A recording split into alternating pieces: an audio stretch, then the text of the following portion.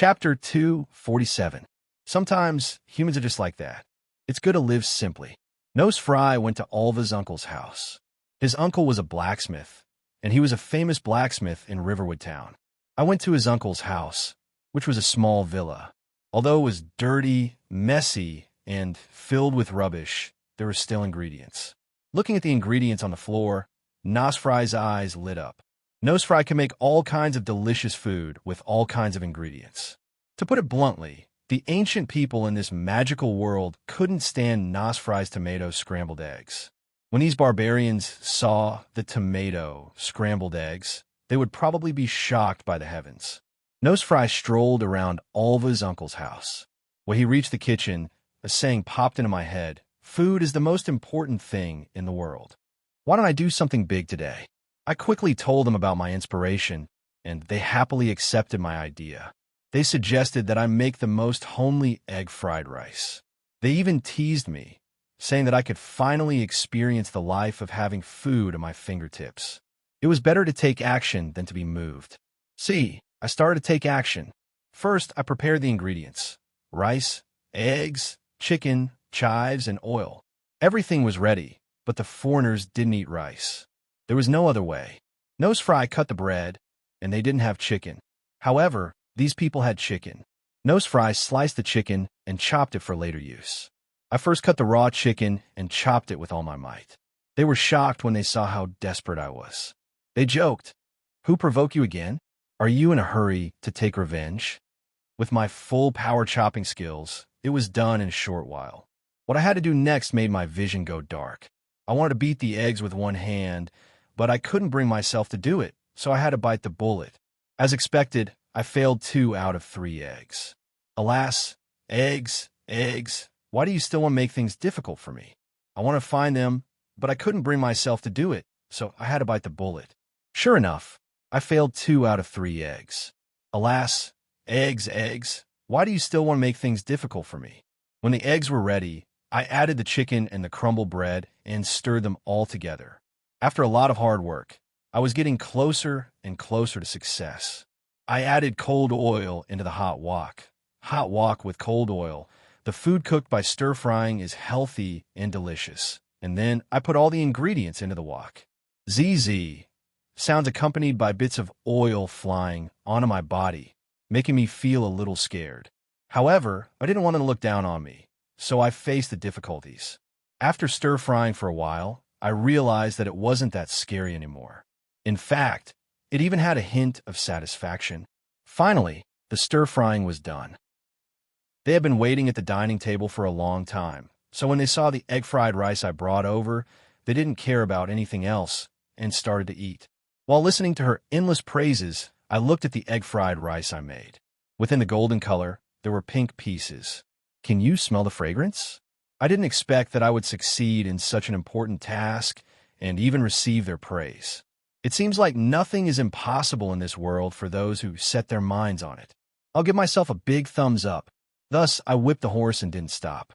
I hurriedly continued to roast the whole rabbit for them. As for me, I first skinned and washed the rabbit hanging on the wall.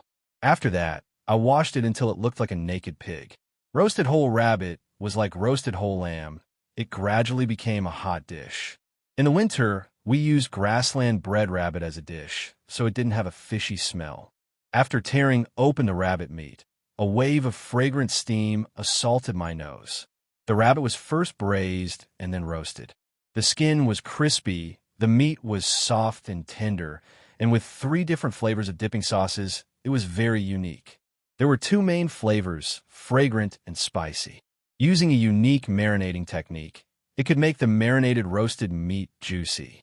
The flavor completely penetrated into the bones, and the aroma of the roasted meat spread for 10 miles. The skin was crispy, the meat was fresh and tender, and the fragrance lingered in the mouth. More importantly, rabbit meat was suitable for all kinds of cooking methods. Rabbit meat had a special edible value.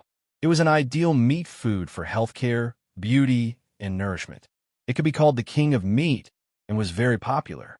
However, I have to say that it was awkward. Other than salt, onion, and garlic, there were no other ingredients or spices. As for me, the famous Nose Fry, I could only use a special iron clamp to clamp the rabbit in the middle and then put on the grill. If there wasn't a special iron clamp at home, using a normal iron clamp would also work. In principle, the rabbit wouldn't fall. This was simply too easy. Placing the iron clamp on the grill, then continuously flipping the rabbit on the grill to prevent the rabbit from being burnt. If it was the grill of our world, there was no need to manually flip the rabbit. If there wasn't one, then it had to be manually flipped. After seeing that the oil on the roasted rabbit had come out, using a brush dipped in a small amount of salad oil, he brushed the entire rabbit once. After the first brush, he could brush the salad oil again 5 to 8 minutes later. Generally, 2 brushes were enough. Sprinkle seasonings around, according to personal taste, and change to a low flame to roast for about 25 minutes. With this, the roasting process was completed, and it was time to eat. Looking at the eyes of this big family that were like hungry wolves, a faint green light shot out from their eyes. It was really creepy. I remembered that in my previous life, I had played in a certain large-scale amusement park. There was a werewolf valley inside, and it was really awesome. There were all kinds of demons and ghosts, and the girls were so scared that they screamed. I immediately pulled my thoughts back to this world. Forget it. I concentrated and started to roast the rabbit well. It was crispy on the outside and tender on the inside. The flowers were overflowing with oil, and I was almost drooling for 2 miles. Thus, I finally brought the steaming hot roasted rabbit to the table. The family ate my egg fried bread while eating the roasted rabbit that I had torn with a knife. Looking at them eating heartily, my heart was indescribably happy. Thus, I also joined the eating army. I carefully tasted my cooking, and this made me really happy. After eating and drinking to my heart's content, I started a plan for tomorrow. Forget it. There's wine in the morning. Let's drink in the morning. Waha, I was happy. Night in Riverwood Town arrived with the fragrance of minced meat wafting through the air. And just like that, our main character descended into this strange world and began his retarded journey. This was the bluest era. There was no such thing as the most beautiful, only the most beautiful. Isn't this a world where only big is king? Hee, I'll let you see my power. Thus I proudly spat. Chapter 248. In a small village there was a family. They were a couple of farmers. Their child dreamed of one day venturing to the farthest reaches of the world. But things weren't as simple as they thought. This world was full of unpredictability. People simply couldn't predict all kinds of risks unless they could find the right time to do the right thing. This was a little girl named Grace. Her story was exceptionally wonderful. But before that, my dear friend, I want to tell you something. Please be prepared and listen to me slowly. Early in the morning, she got dressed and ran to open the door. The knocking on the door was very heavy and lasted for more than a minute. She hurriedly ran to open the door, and the sound began to become heavy and intermittent. The dull sound was like a broken gong that was struggling to breathe. The little girl's parents went out early in the morning to do farm work. It was autumn, the harvest season. At the same time, it also meant more work. This wasn't the first day that the little girl, Grace, was alone at home. Unlike her parents, she didn't wake up as early as they did. Usually, when her parents woke up, she would be woken up as well. However, after her parents cleaned up and left the house, she would fall back into a deep slumber. She would return to sleep soundly. When the annoying knocking woke Grace up, she had no choice but to get up, dress, and answer the door. It was possible that her parents had forgotten something. It was also possible that Uncle Tom had come back to get something. On the other side, the distance to run around the iceberg fortress was about 500 meters. During this time, he had to pass through several towers, go up and down some steps and slopes, jump over 2 broken gaps, and cross a narrow bridge made of wooden planks. Gravel had only left a wooden plank on this narrow bridge, so he had to be very careful when crossing it. Gravel had to run 30 laps of this road every day. He ran 7 days a week without interruption. From the second week onwards, the number would increase.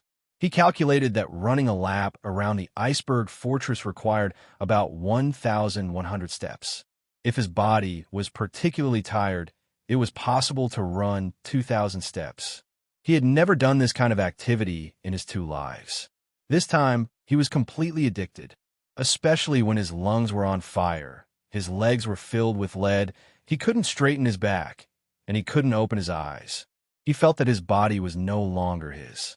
But when he thought about it carefully, this body was indeed not his. Run, Gravel, run. Thomas had a beautiful childhood sweetheart cheering him on when he was running, but Gravel only had Gravel with his longbow. This was a ferocious-looking man. Every time he saw Gravel slow down, he would shoot an arrow at him. Fortunately, there were no arrowheads installed on the arrows. In order to prevent fatal injuries, they were wrapped in cotton cloth. Even so, the arrows still hurt when they hit his body. Gravel's 100% accuracy had fully revealed his excellent archery skills, but this was a psychological blow to Gravel. He began to walk in an S-shaped pattern and made some sudden changes in direction in an attempt to avoid the long-range attack. However, this would increase the amount of exercise required, so it wouldn't be considered slacking off. Naturally, Gravel wouldn't need to shoot. After going back and forth a few times, Gravel understood that the best way was to grit his teeth and persevere. Come on, Gravel. You can rest after one more round. There was only one instructor in the Ice Peak Fortress. When he focused all his energy on tormenting one person, the others could be relatively relaxed. Dorado and Blakedon practiced with blunt swords. They were very careful and didn't get bruised. Dorado had finished his basic training 4 months ago and had even completed a demon hunting mission on his own, so Gravel usually didn't care about him anymore. It was also because of this that Dorado could lean on the wall, raise a water bag, and loudly cheer for Gravel. Come and drink some water. This is the easing potion that the Lord has prepared for you. Gravel's body was steaming with water vapor. In the early autumn, it was a spectacle that could only be seen in winter. The old man had forced him to drink the potion immediately after every 5 rounds. The potion contained elements of divine magic, so when it flowed through Gravel's throat, it burned and produced a painful feeling. Fortunately, the easing potion only worked on the body and not the soul. Otherwise, everyone would be able to watch the scene of exorcism live. Drink more, don't choke. This potion can eliminate physical fatigue and prevent fatigue from turning to exhaustion or even leading to organ failure. After drinking, do some stretching. The potion will also help you relax, and you can continue to run in a while. Dorado not only had a water bag, but also a big towel for Gravel to wipe his sweat. Keep it up, there will be results. The results were on the towel. Gravel was a medicine pot. For a long time, there were many kinds of alchemy toxins in his body. Through running and the easing potion, his sweat was rich in alchemy ingredients. It was sticky and slippery like grease. After a few days, although his physical strength didn't improve by leaps and bounds, the withdrawal reaction was obviously weaker. The advantage of divine magic and treatment was very obvious. Alchemy potions couldn't have such an effect. At least, the formula Gravel knew couldn't eliminate the symptoms of addiction. As long as the potion was effective, it was not a problem to have a sore throat when drinking. He just needed to pay attention to try not to make strange expressions. Everything had to be done according to the behavior of a human, not a demon. Gravel, come here for a moment. Gravel, let's call it a day. I have something to talk to him about. Tomputa poked his head out of the window of the room facing the courtyard and said. Gravel was a little unhappy. With his back to the tower, he muttered in a low voice and then walked to the teenagers who were practicing swordsmanship. Brackden and Dorado shrunk their shoulders and hurriedly increased the strength of their hands. Immediately, they started to practice. Go, don't let Lord White's soul wait. Don't forget to return the water bag to him. Dorado lowered his voice and said, There's something good tonight. Rabbit stew. Don't miss dinner time. After living here for a few days, Gravel had never seen any animals in Ice Peak Fortress, so he asked, Rabbits? Yes, Dorado's trap caught 3 rabbits, 2 squirrels, and a chicken. Dorado grinned. Anyway, they're all together. It's definitely not a problem to call it rabbit stew. There were no chefs in Ice Peak Fortress. Everyone knew a dish called wilderness survival, which was to stew everything together and add garlic. Chapter 249. In addition, they knew how to bake bread, roast meat, and air-dry all kinds of ingredients, which formed the recipes of Ice Peak Fortress. Gravel felt that he had let himself down. If it wasn't for the fact that he was half-dead tired every day, he would definitely cook something different for himself to comfort his hard-working internal organs. Okay, as long as it's meat, I won't miss it. Gravel wiped his face with a towel, adjusted his mood, and said to Doric, "There's one thing. I may have a strengthening ritual before winter. You were supposed to be in front." "I know, no problem, don't take it to heart." Doric showed his white teeth and said with a smile, "You need the strengthening ritual more than I do, and I don't like birds very much." "Oh, you haven't come into contact with this knowledge. I think it's a good opportunity for Lord White Soul to find you. You should understand these things." Gravel certainly wanted to know what the strengthening ritual was, but he couldn't get an answer for 2 weeks. Since the last horse meat dinner, Tompito went into his room, locked the door, and didn't come out at all. Even 2 meals a day were sent up by Doric. The sound of prayers to the goddess echoed in the room all day long, and at the same time, there were soothing potions. Gravel knocked on his door, but the old man said that he didn't want to see him for the time being. Gravel only cared about training Gravel's body. As long as he heard Gravel's question, it meant that he still had energy left and could continue training. Giles went to exchange money for purchases and was not in the fortress at the moment. But even if he was, he would only answer with "I'm tired." The 3 young people should know something, but they kept their mouths shut. "We haven't gone through the ritual, and we are still restricted by the oath, so we can't reveal it to you." Therefore, this ritual had to be related to a certain oath. It was the symbol of a certain official member of Ice Peak Fortress. It required the glands of magical beasts such as griffins. There was a certain degree of risk, and it was quite expensive. That was what Gravel inferred. Tompita's room seemed to be more crowded and messy than last time. More than a dozen thick books were open and stacked on the table, pressing down on the notes and quill pens that emitted the smell of fresh ink. There was a faint stench in the air, coming from the alchemy crucible in the corner of the room. What was being received and boiled inside was the griffin's gland, which would eventually turn into a liquid divine spell-casting material. "Your alchemy tools are well maintained, much better than the set I have." Gravel and the others brought it up for me when they were packing up. "You can take it back when I'm done with the ritual materials." "Oh, no problem. Since I've come to Ice Peak Fortress, these things belong to the fortress." "It doesn't matter who it belongs to. We are not the Mushroom People tribe. Mushroom People." The old man waved his hand. "Let's get down to business.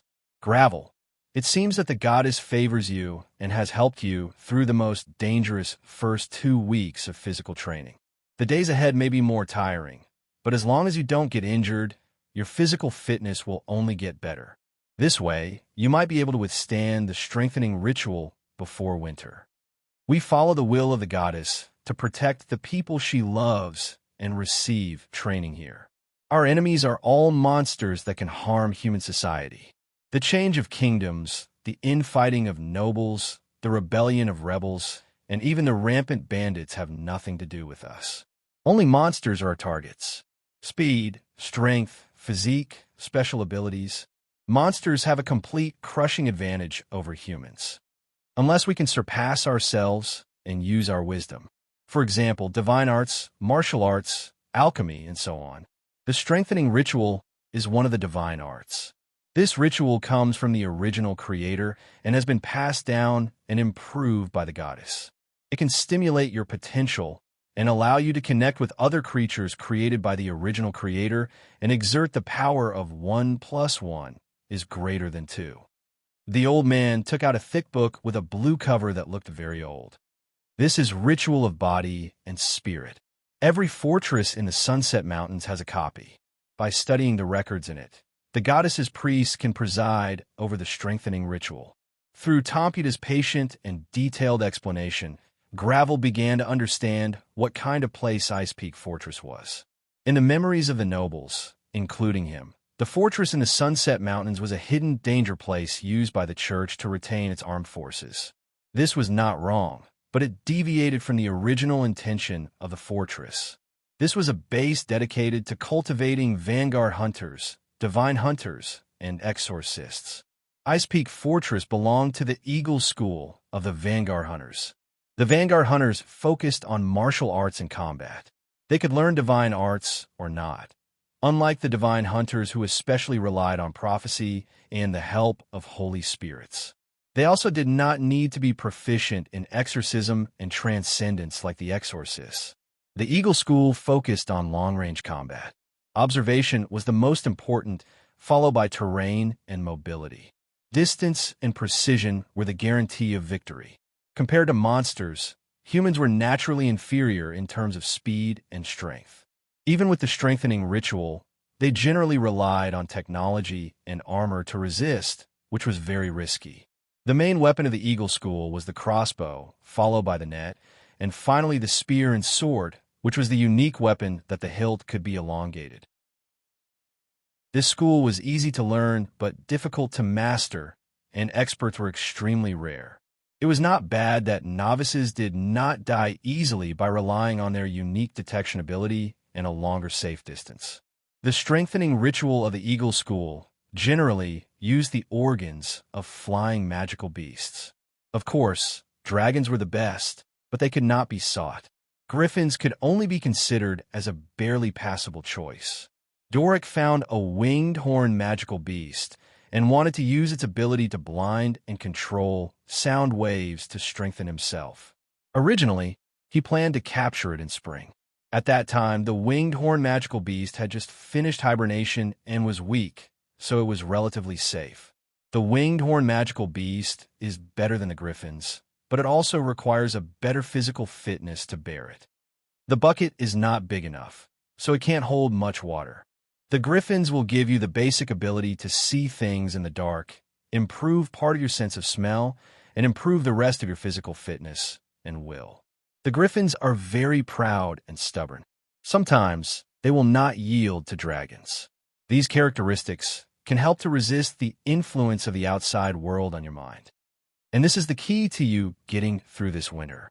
This winter seems to be quite long, but actually it is not certain. Everything depends on you. Ha ha. The two looked at each other and smiled. A snowflake floated past. Chapter 250. Gravel handed the letter from Reynolds' father to Reynolds and looked at him with bright eyes. Read it and tell me what you think. Reynolds frowned. What's there to read? The letter was very short, and it was filled with etiquette and formulaic statements. It was just a little more courteous than a formal document. The Count's father used vigorous and powerful handwriting to introduce himself at the beginning of the letter. Then he expressed his reverence and admiration for the Ice Peak Fortress managed by the Church of the Goddess. Next was to give money and interest to support the fortress work. Then he tactfully expressed his hope that everyone would take care of his son. I'm sorry, I didn't see anything special.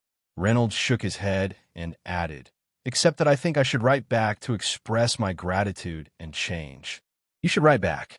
The old man nodded, but he didn't show his usual kind smile.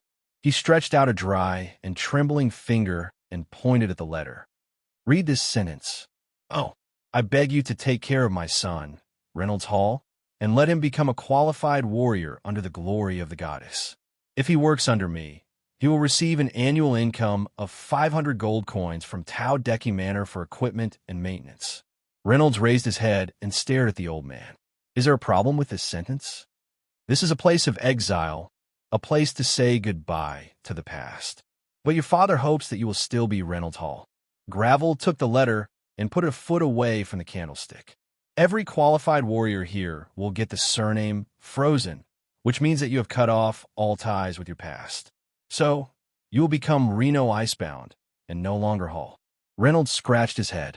He didn't care whether his body's surname was Hall or Frozen. Anyway, it wasn't the original Yin. Maybe my father doesn't know the rules here in Ice Peak Fortress? The old man shook his head and patted Reynolds on the shoulder. The Hall family has 2 titles, Royal Count and Holy Knight. Your family became hereditary earls because of the military exploits of your ancestors, but the word royal comes from your grandmother, who is the princess of the Revi Central Empire. This makes your family's bloodline related to the Empire's royal family. She was the only daughter among the 3 children of His Majesty, Butch Layton III. Her status was honorable, and that was why she was called royalty. Reynolds couldn't continue the conversation, so he could only nod and reply with a. The title of Count is very common, and the word royal isn't rare either. However, the title of Holy Knight rarely appears among the secular nobles, right? The emperor managed the secular world through feudalism, while the church looked after the spiritual world. The Knights of the Church, also known as the Holy Knights, had to be managed by the church in terms of their weapons and armor, as well as their lives and training. Therefore, they could no longer acquire land in the kingdom, let alone a hereditary count. You can't even be a baron or a half-joking baronet. Paladins, including the title of Holy Knight, are not hereditary. However, there were 3 exceptions in the Empire, and the Hall family was one of them. Your family has a close relationship with the church. There's no way he doesn't know the rules of the forts in the Setting Sun Mountains. In fact, part of our daily maintenance costs come from the Holy Knight family support. Reynolds opened his mouth wide in surprise. This was the first time he knew of these things. In the past, Reynolds only knew alchemy, dealing with demons, self-destruction, rebellion, and hedonism. He didn't care at all, let alone learn about these political matters. If Reynolds had learned a little in the past, he wouldn't have chemically castrated the Duke's son in order to provide him with medicine. Your father deliberately linked the name Reynolds Hall with the annuity. In fact, he was hinting that he hoped to keep your surname so that you could return to the family one day. I remember that you were the second son of the Count. You also have an older brother, a younger brother, and 2 younger sisters, right? Reynolds nodded. No matter how hedonistic and rebellious he was, he still knew the members of the family. To be honest, without you and your family, it doesn't affect the inheritance and continuity of your family. The old man didn't take his hand off Reynolds' shoulder. Instead, he squeezed a little tighter. I've thought about it. The only reason your father let you keep your surname should be because he knew that you didn't do anything wrong and shouldn't be exiled. But he can't prove this point, so he can't prove your innocence for the time being. He can only let you keep your life through exile. There's such a thing. Taking over this body meant taking over the past it represented. But in Reynolds' memory, there was nothing directly related to chemical castration. He did have close contact with the Grand Duke's son and shared alchemy potions, but he didn't have the memory of concocting the castration potion. From simple to difficult, he knew 55 formulas, and none of them had the effect or side effect of ending his family line. Reynolds tried hard to recall things about the Hall family, hoping to find evidence to support Gravel's point of view. Emotionally, Yin Rue had his own sustenance and didn't want to have a deep relationship with Reynolds' family. To him, the Hall family was like a foster family that he had suddenly entered. The feeling of rejection was an instinctive reaction. He even liked the beginning of his exile after transmigration, as if it was a certain degree of freedom. This emotion, coupled with the memory lost due to the combination of medicine and soul, caused Reynolds to be unable to think of anything useful. I don't understand.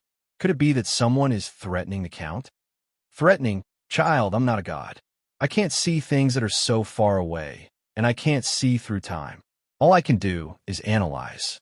Gravel expressed that he couldn't give an answer, but he had some ideas. When I saw this letter, I was very surprised. Ice Peak Fortress was the most dangerous place in the entire Setting Sun Mountain range, especially in the coming winter. If you want to be exiled, Jechuan Fortress is actually more comfortable. So, the key point is, who was the one who suggested that you come here? It's the Count. Reynolds still had memories of this. It was one night he came back from outside, pointed at me at the dining table, and said, "You pack your things and go to Ice Peak Fortress in the Sunset Mountains. You can't stay at home anymore." It seems that he never mentioned the word exile. By the way, I could have arrived here 2 months ago, but someone invited me to play along, and we parted not long ago. It seems that you have figured out some things, but you must remember, don't be fooled by appearances. Chapter 251. The old man closed his eyes and pondered for a while. When he opened them again, he still had a doubtful expression. He shook his head and said, The people who delayed you on the road were probably just tools to be used and didn't necessarily know much. Also, your father let you come here, but he wasn't the first to suggest it. It's just that he should have known the dangers of Icepeak Stronghold. So he agreed to let you come here and even let you stay here for a long time. This matter is very strange. What dangers does Icepeak Stronghold have in the end? Reynolds finally couldn't help but ask. They didn't tell you? Oh, I guess they were afraid that you would be distracted from your training, which is actually kind. Icepeak Stronghold will be haunted in winter. The wandering souls of the Sunset Mountains will gather here to disturb people's minds and take their lives. This phenomenon has been going on for more than 300 years and has never been solved. Reynolds opened his eyes wide. Haunted? If it's very dangerous, can't we avoid it for a while? Icepeak Stronghold needs someone to be on guard. It can't be empty for the whole winter. In winter, it will snow here, and the roads will be closed and impassable. Therefore, someone had to stay here for the entire winter. However, although it will be haunted within the stronghold, as long as the body is strong enough, or the soul is firm enough, or the protection of divine spells, those wandering souls won't necessarily be fatal. The old man went on to explain that under normal circumstances, the young apprentices would go down the mountain before the snow began to gather and go to Collingwood, which was several dozen miles away. That place was in the hills below the mountain, and the snow was much better. People could still come and go, and supplies wouldn't be cut off. There was a warm fire and a bed, and even a soft body to relieve the loneliness. Going to other strongholds was also an option to pass the winter, but it wasn't suitable for Reynolds either, because his place of exile was Icepeak Stronghold, and that was it.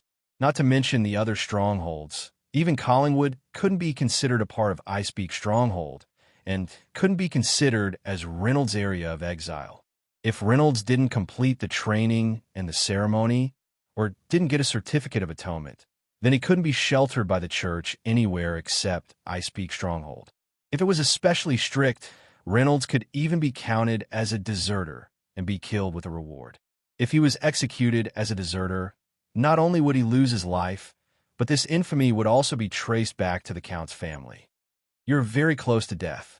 If you couldn't complete the training, you could either stay here and wait to be tortured to death by the wandering souls, or go down the mountain and take a gamble to see if you could avoid the assassination. Even if you completed the training, the strengthening ritual wouldn't be safe. There is still a 30% chance that you wouldn't be able to survive. This has never been a good place except to die. Reynolds sprang to his feet and walked up and down the room.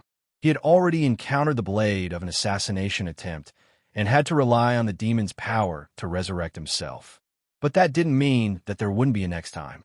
The threat of death was real, and the conspiracy was definitely not a conjecture drawn from a piece of paper. The big hand formed by the conspiracy and malice of the past was still strangling Reynolds' neck. The enemy hiding in the dark raised a deadly sharp blade, ready to stab his organs again at any time. If I had your intelligence, or if you could see my memories directly, you might be able to find out the truth. Reynolds sat down again.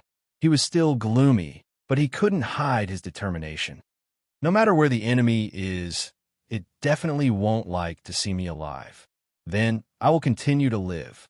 Not only will I survive, but I will also become stronger and smarter, surpass the enemy, and then I will continue to move forward. My brilliance is to shoot arrows at the enemy, and I can always follow the arrows and find it.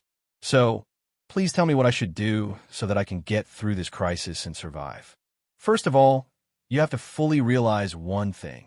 You have no way out. Do you still remember the 3 choices I gave you? Only the third choice is to take your life and death into your own hands. The first 2 are gambling. I'm very happy that you can choose the third choice, and it's a decision you made before this conversation happened. This shows that you're not dispirited and you don't lack ambition. You just lack the methods. Gravel stood up and let Reynolds follow. He leaned on his walking stick and didn't let anyone help him. He slowly moved forward. As for the letter from the Count, it was on the table. Reynolds thought for a moment, picked it up, folded it, and stuffed it into his pocket.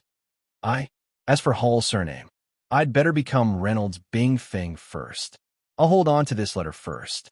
After he finished speaking, Reynolds noticed that he was behind gravel, and his words couldn't be heard by the old man. Every castle in the setting Sun Mountain range had its purpose carefully considered when choosing its location. Ice Peak Fortress was naturally not built for the sake of enjoying the snowy scenery. For most of the year, the fortress can be a wreckage made of barren courtyards and broken walls. But during the 3 months when the snow closes the mountains, Ice Peak Fortress must play its role to suppress the outbreak of wandering souls. The Black Shadow slowly climbed up the stairs, panting as he spoke. Reynolds hurried forward, and without any explanation, supported the old man and walked forward with him. After passing through the 4th floor where the platform was located, the stairs leading to the top of the tower were crooked, mottled, and shabby.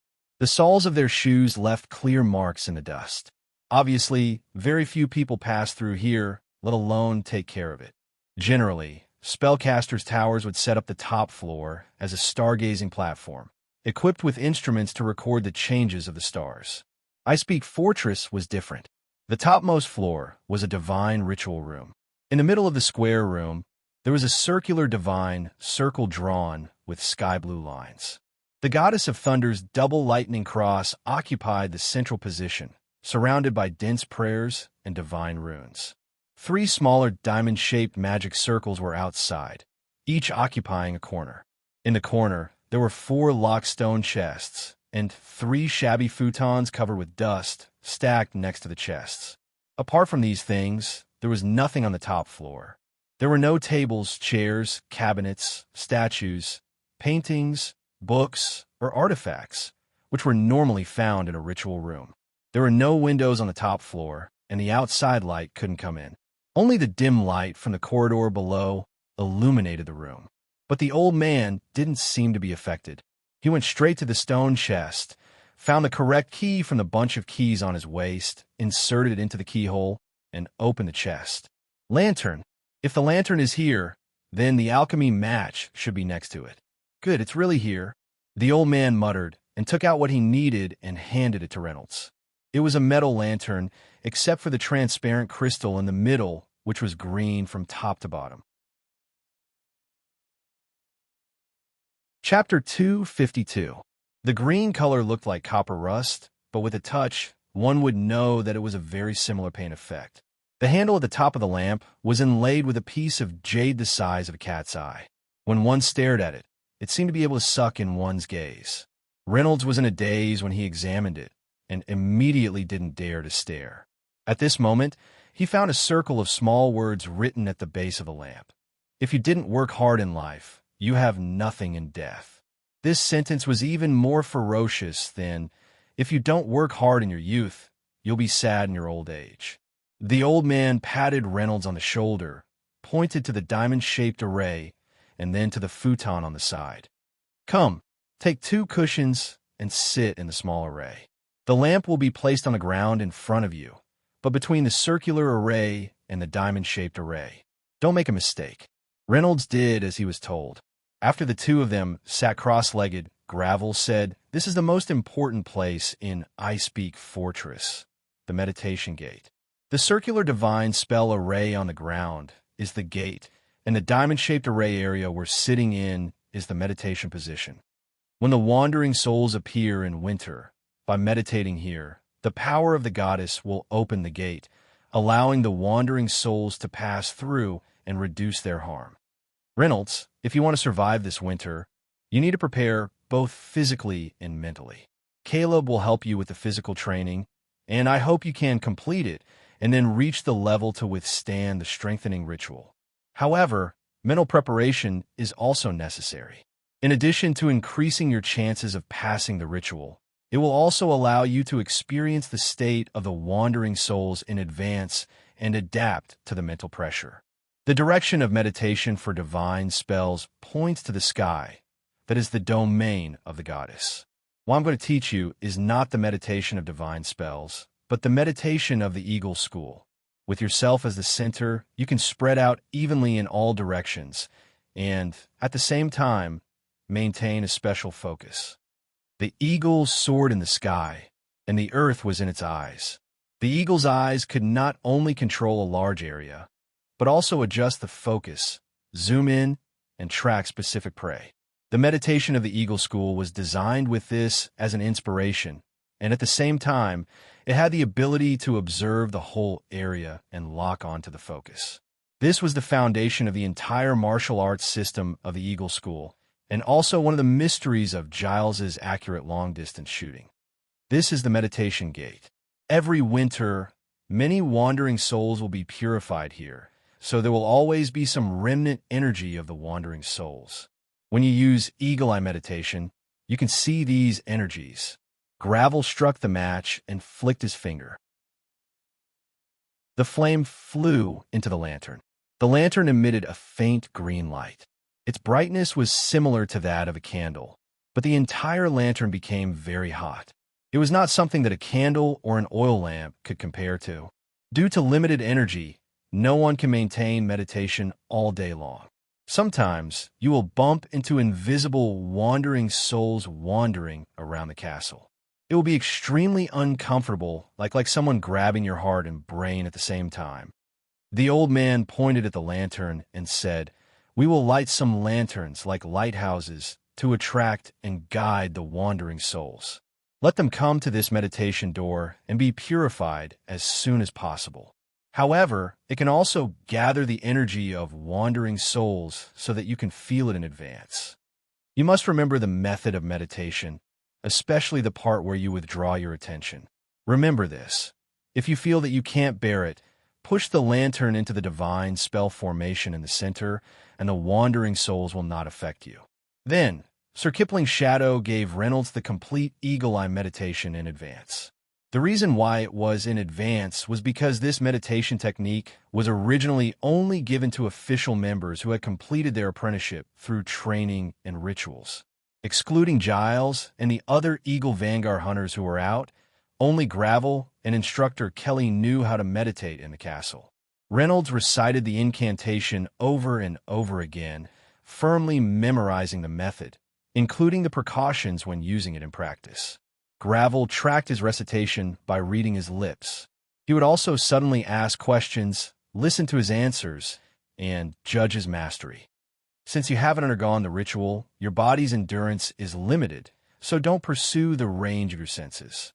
At this stage, you only need to feel the wandering souls around you, and then stare at the lantern in front of you. Sir Shadow, how far can I see with this meditation technique? You can see the sun and stars in the sky, even without meditation. That's far enough. What else do you want? The old man was satisfied with his joke, and even more satisfied with Reynolds's learning attitude. The techniques of the Eagle School were easy to learn, but difficult to master. But no matter how easy it was, meditation still took at least 3 days to master. Reynolds took a week, which was not outstanding. But considering that he had to undergo physical training at the same time and had not undergone the strengthening ritual, this speed was excellent. To be on the safe side, the old man let Reynolds demonstrate eagle eye meditation several times in front of him. After confirming that he was qualified, he let him use the lantern to see the wandering souls. This could only be done by Reynolds himself. The breath of the strong, including the old man, would destroy the residual energy of the wandering souls. That would not achieve the original goal. Reynolds was very excited that he could finally see ghosts. In fact, after seeing demons, ghosts could no longer scare him. All that was left was a strong curiosity. He was curious about what wandering souls would look like, what kind of pressure they often talked about, and whether the soul-harvesting dagger from the demons would have any effect on wandering souls. Yes, if wandering souls could be used as souls to fill the treasury of hell, he would definitely not be polite. Reynolds sat cross-legged on the futon, not letting his body leave the protection of the diamond-shaped array. He carefully lit the lantern and then entered meditation. He meditated with his eyes open. The green flame of the lantern was reflected in his brown eyes, jumping, dancing, and shining together. Then, the green flame suddenly became still. Reynolds felt a chill, as if someone had secretly blown a breath behind his ear. It was a little itchy. After a shiver, he saw the wandering souls gathering behind him. The gray energy was like a thin fog, penetrating the ground and walls without any hindrance. It turned from wisps to bundles, and finally formed a small cluster. The energy gathered near the lantern, circling around the words, "No effort in life, nothing after death." This was basically the weakest state of the wandering souls. It was just a remnant, unable to form a body and unable to actively attack. It could only release malice to the living creatures around it. When the living creatures received such malice, they would begin to feel uncomfortable. The pain would accumulate over time, and then it would cause disease and decay until death. No animals were raised in the Ice Peak Fortress. Before the snow closed the mountain, horses were taken away to prevent them from dying to wandering souls. Chapter 253. It was not winter, and the wandering souls gathered by the lamp could not kill people. At most, they could kill insects and mosquitoes, but it was not enough to make Reynolds feel pressured. So he kept meditating, patiently waiting for the lamp to gather the wandering soul's energy. Half an hour, 3 hours passed, and Reynolds was almost unable to keep up with the meditation. The wandering soul's energy had gathered into a volume as large as a tent, but the pressure still did not appear. There's still a big difference between an energy mass and a real wandering soul. Wandering souls can take the initiative to attack, but an energy mass can only disperse evenly. Without a mass, its power cannot be manifested. Maybe I should ask Lord Kipling for more details. Reynolds sighed and decided to stop meditating. But before that, he summoned the soul-harvesting dagger and stabbed at the wandering soul's energy mass. The dagger glowed red, and a warm feeling entered his body from his palm. It works!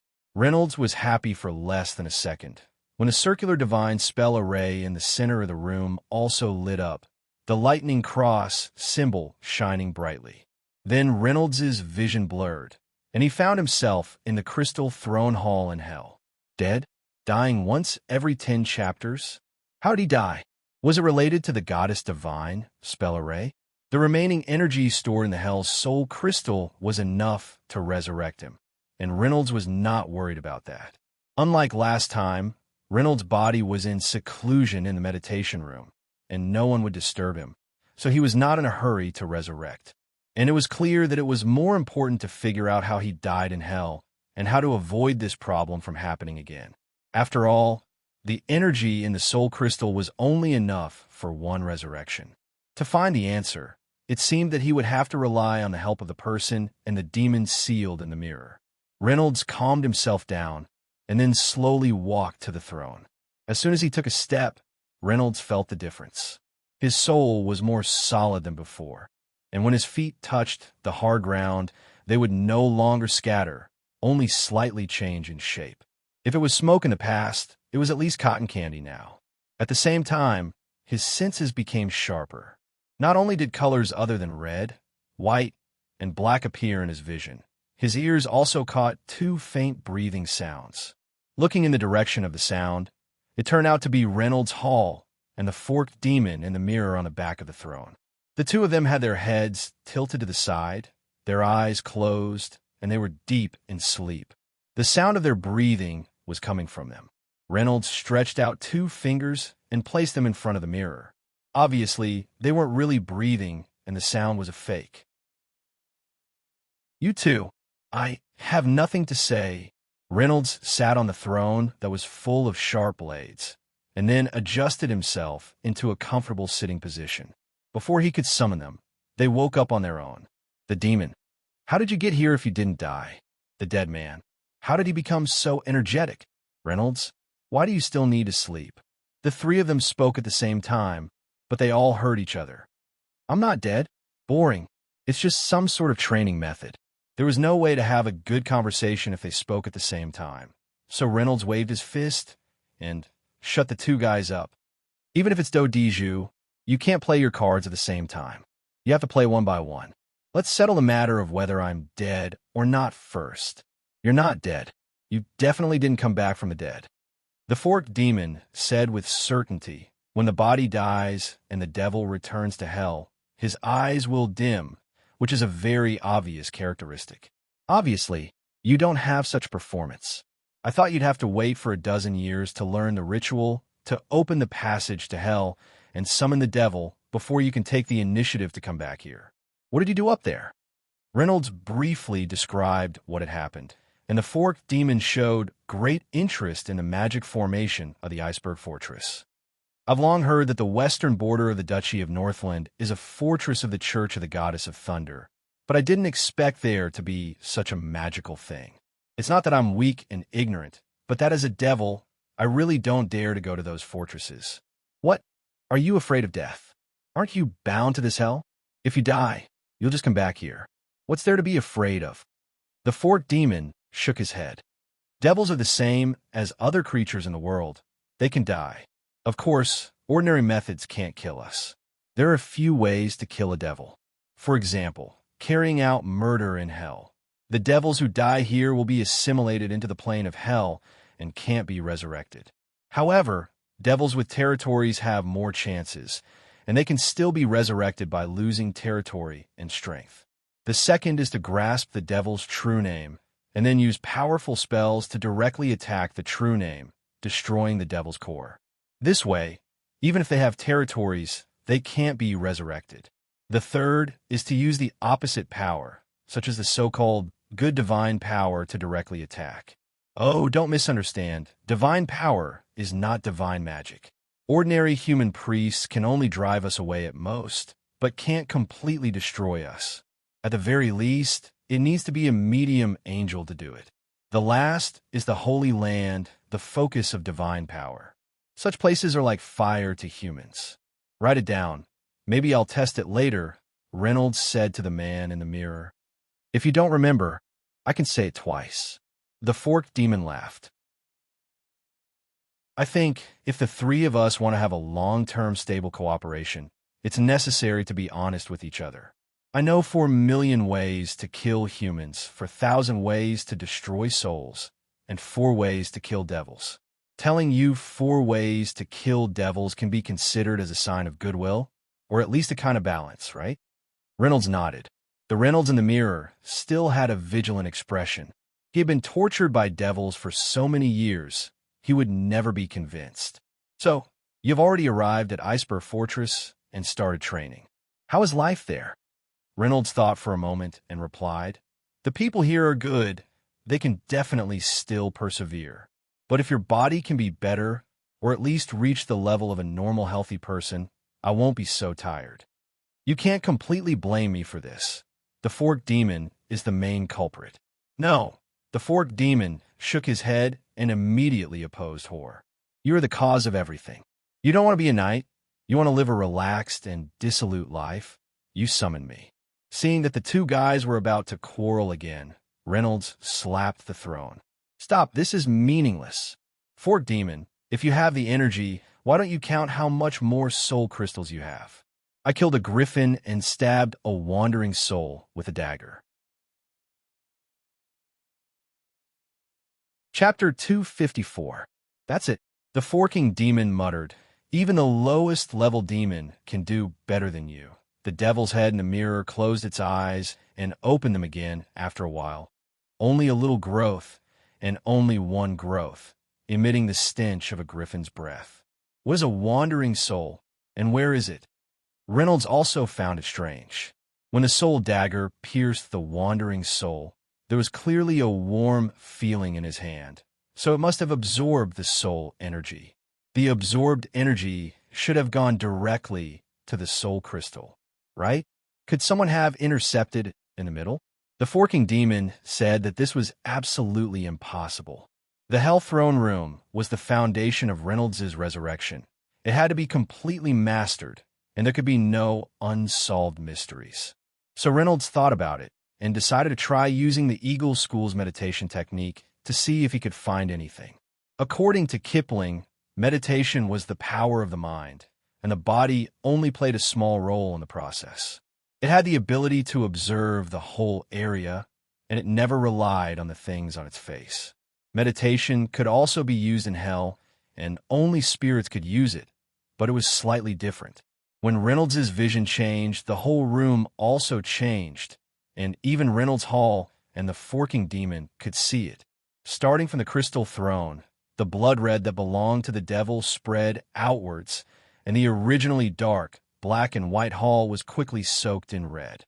Then, the red that covered all the surfaces began to converge, like fire, causing the walls to have more burning flames. Under the gaze of the human and the demon, a torch grew out of thin air under the flames, followed by a metal bracket that fixed the entire torch. The hall became bright. It was not the red of hell, nor was it pure black and white, but it was like a real underground cave. The soil was the color of the soil, the rocks were rocks, and the roots of unknown plants also became lifelike. It was just like the human world. There were only two differences. Through the eagle eyes meditation technique, Reynolds could see through the walls to a certain extent.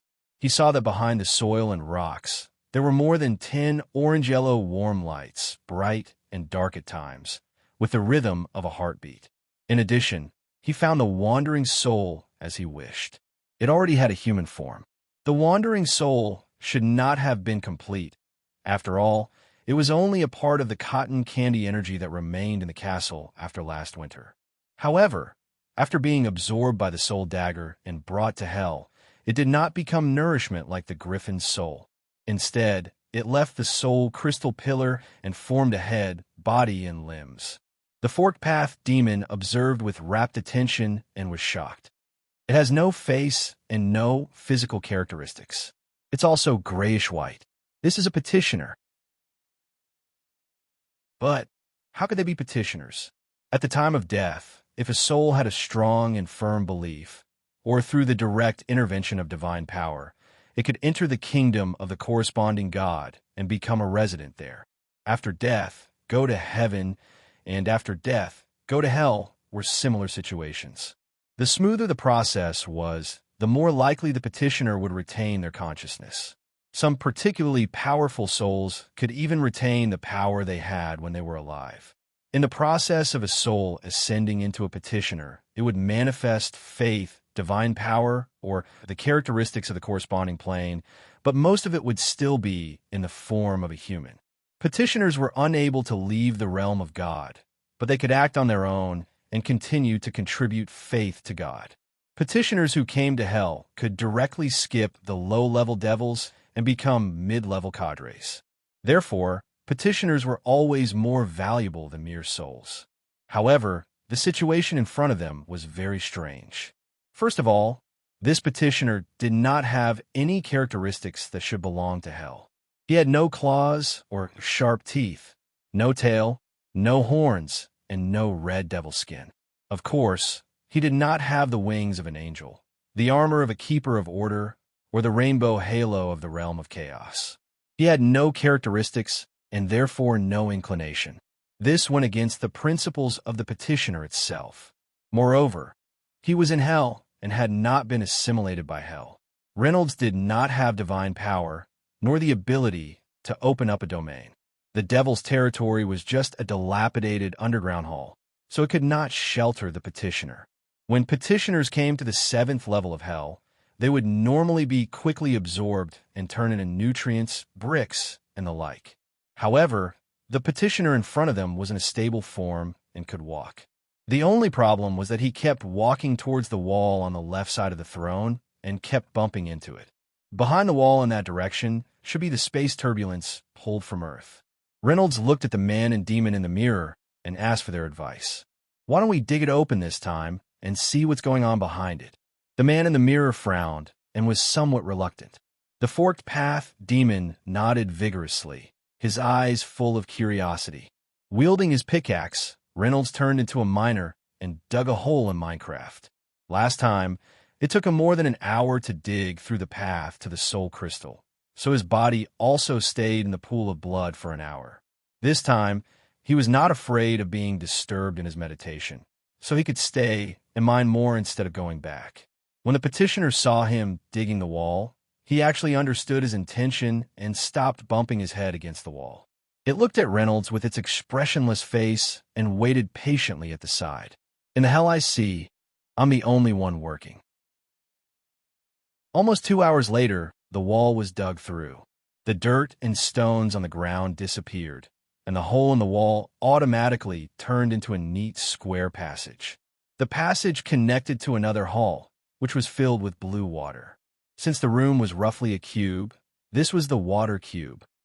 There was water from the floor to the ceiling, but there was some kind of rule that prevented it from flowing into the passage. The surface of the water cube was flat and smooth without any ripples, like a polished marble. However, its interior was filled with large and small whirlpools that were tangled together chaotically. Some were as thick as barrels, some were like snakes, and some would suddenly appear and disappear like shooting stars across the sky. Inside the swirls, there were constantly flashing images. Reynolds saw his own office, which had everything from computer to stationery. However, these images were all severed, and there was also a phenomenon of frame skipping. Computer game production was Reynolds' profession, and frame skipping was a common phenomenon in this line of work, which could be solved by optimizing, conscience, and improving configuration, hard work. Reynolds quite missed this phenomenon, but then he heard the forked path demon yelling, space turbulence, which ruined his mood. The petitioner nodded at Reynolds and walked straight into the water cube. The swirls swallowed it in an instant and then retreated a little. In other words, on the side close to Reynolds, there was a part of the water without the interference of the swirls. Chapter 255. At this time, a bottle of Red Bull fell out of the water and rolled to Reynolds' feet. It had been a long time since he drank this, and he actually missed it. Reynolds picked up the Red Bull, opened the cap, and poured it into his mouth. The tea-yellow liquid spilled on the ground in the same way it came out of the can. As a soul, he didn't have the ability to drink it all. Reynolds angrily threw the can away, listening to the sound of it hitting the wall and rolling on the ground. After transmigrating to the new world, he had been very calmly observing and adapting to this world, even with the persecution of the demons, the weak body, and the harsh training. But a can of drink from the original world revealed the emotions he had been hiding, causing the volcano to erupt. My life was very good. I was healthy, my work was smooth, and my wallet was full. I settled the house, had a girlfriend, and my parents were healthy. I had nothing to complain about except that I was a little tired from rushing work, and that there were too few people working under me. But now, I can't even drink overtime drinks. He cursed angrily in the room, venting out the negative emotions that had accumulated in his chest. No one could remain indifferent in the face of a sudden change in environment, especially in the case of transmigration. Imagine that you had already mastered the ultimate skill and were killing people online in the internet cafe, but someone suddenly cut off the electricity. How could you not be angry? Even if it was so online, what about life? With the drink incident, Reynolds removed the pressure and slowly calmed down. Proper venting was good for mental health, but only practical actions could allow people to move forward. He picked up the pickaxe on the ground, used the eagle eye of meditation, and came to a wall with a hidden luminous object. This time, he decided to take advantage of the time to uncover as many secrets as possible. He dug while thinking about the petitioner. Obviously, the petitioner was transformed from the wandering souls of the Ice Peak Fortress. The specific principle of transformation was unknown, but he knew that the petitioner would walk into the water cube and cancel out the vortex formed by the space turbulence, and something would be exchanged. Reynolds had a reasonable guess. Unlike heaven and hell, which had characteristics, the human world didn't have a tendency. The petitioner before also had no characteristics, which might correspond to the human world. If such blankboard petitioners were absorbed by the human world, it would help stabilize the space turbulence.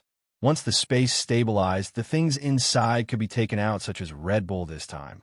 More than a month later, it would be winter. After the snow sealed off the mountains, wandering souls would appear. This was a good time to obtain petitioners. If he could stabilize the space, he might be able to retrieve his body. At the very least, he would be able to retrieve some things that this world did not have. If I had a computer, I would be able to play games. I really, really want that. But how to solve the problem of the power supply? Ding! The pickaxe hit something hard. Reynolds returned his attention to the work at hand and quickly dug out a piece of dark yellow amber stone from the wall. This piece of amber was about the size of a volleyball. It felt heavy in his hand and radiated heat. A golden scroll was sealed within the translucent amber. Mine, this is mine. So it wasn't lost. The Forked Path demon shouted excitedly. Reynolds searched the demon's memory and understood what he was holding in his hand. The amber was a condensed soul, and the golden scroll inside was the demon's contract. This was indeed the Forked Path demon's past collection, the result of tens of thousands of years of hard work. Since it wasn't lost, then I will inherit it. Was robbing a demon a crime? Moreover, Reynolds was now a contract demon, so the item in his hand was naturally his. He did not hesitate to summon the soul dagger and then pierce the amber stone. A warm feeling entered his palm, and the same went for the golden scroll. The Forked Path demon's eyes were full of disappointment and even a trace of resentment. The contract with Marquise Mariana. Reynolds opened the golden scroll and carefully read it. The demon scroll was written in the language of hell. Reynolds had already learned it through the Forked Path demon's memory, just like how he knew the language of the Aria Duchy. In this complicated contract, Marquise Mariana asked for eternal charm, and the price was that when death came, she would lose everything she gained from the charm, but never her soul. This woman had the idea that even if I die, it's better to end everything. The Forked Path demon used a human form to listen to this wish and promised to fulfill it for her. Did Marquise Mariana know that the person in front of her was actually a demon? She should have known. Otherwise, why would she add the clause of never including her soul? Can this prevent her soul from being taken? Although Reynolds knew that the possibility was not high, he still asked. The Forked Path demon put away his jealousy and instantly changed his expression, laughing proudly. How is that possible? The things she gained through charm, including the Marquise's status, wealth, and the happiness she enjoyed because of it, especially the children and grandchildren that marriage brought her, as well as the good deeds she did with money and status. According to the contract, all of these will be taken back. She thought that donations and good deeds could be exchanged for the protection of angels, but the world does not work like that. The orphanage she funded will close down, and the children will return to the streets, some of them becoming thieves, robbers, and assassins, indirectly serving the demons. Her clothing factory will burn, and a small town will return to destitution, and demons are best at using poverty to manipulate people's hearts. In the end, Marquise Mariana will find that she lost her life. Her soul will become empty, dull, and full of hypocrisy and self-deception. She will not be able to go to heaven and will inevitably fall to hell. However, this fall is not snatched by the demons, but her own fate. Reynolds held the contract scroll in his hand and slowly read it again. This time, the knowledge and skills that belonged to the contract demon, under the guidance of these terrifying words, became his knowledge and skills. The structure and traps of the contract, the rules and effects of the clauses, the secrets within were all unraveled to him. Now, with a flip of his hand, Reynolds could also create a contract with a demon. This power is truly terrifying. Reynolds put away the scroll and said to the Forked Path demon, "We said before that this power should be used sparingly to prevent me from completely turning into a demon, right? You still remember this? Very good. I will take this contract. You can forget about the matter of Marquise Mariana." With a thought, Reynolds absorbed the contract scroll into his soul. Chapter 256. I've realized that I already know a lot of things. All I need is a chance to unearth them. Oh, and the souls within the walls. I've seen at least 13 glowing amber stones. He picked up his pickaxe again, preparing to continue digging into the walls. Reynold Hall, who had been silent for a long time, suddenly spoke up. "Don't get too excited. Which wall are the amber stones on?" They're all on the wall opposite the throne. Reynolds suddenly understood. The right wall is the soul crystal, which leads to the mortal realm. The left is the water cube, which is where I came from. Then is the other side hell? The throne room was still completely sealed off, but the outside was the seventh layer of hell. This layer was called Maladomini, and it was dotted with ruins and abandoned cities.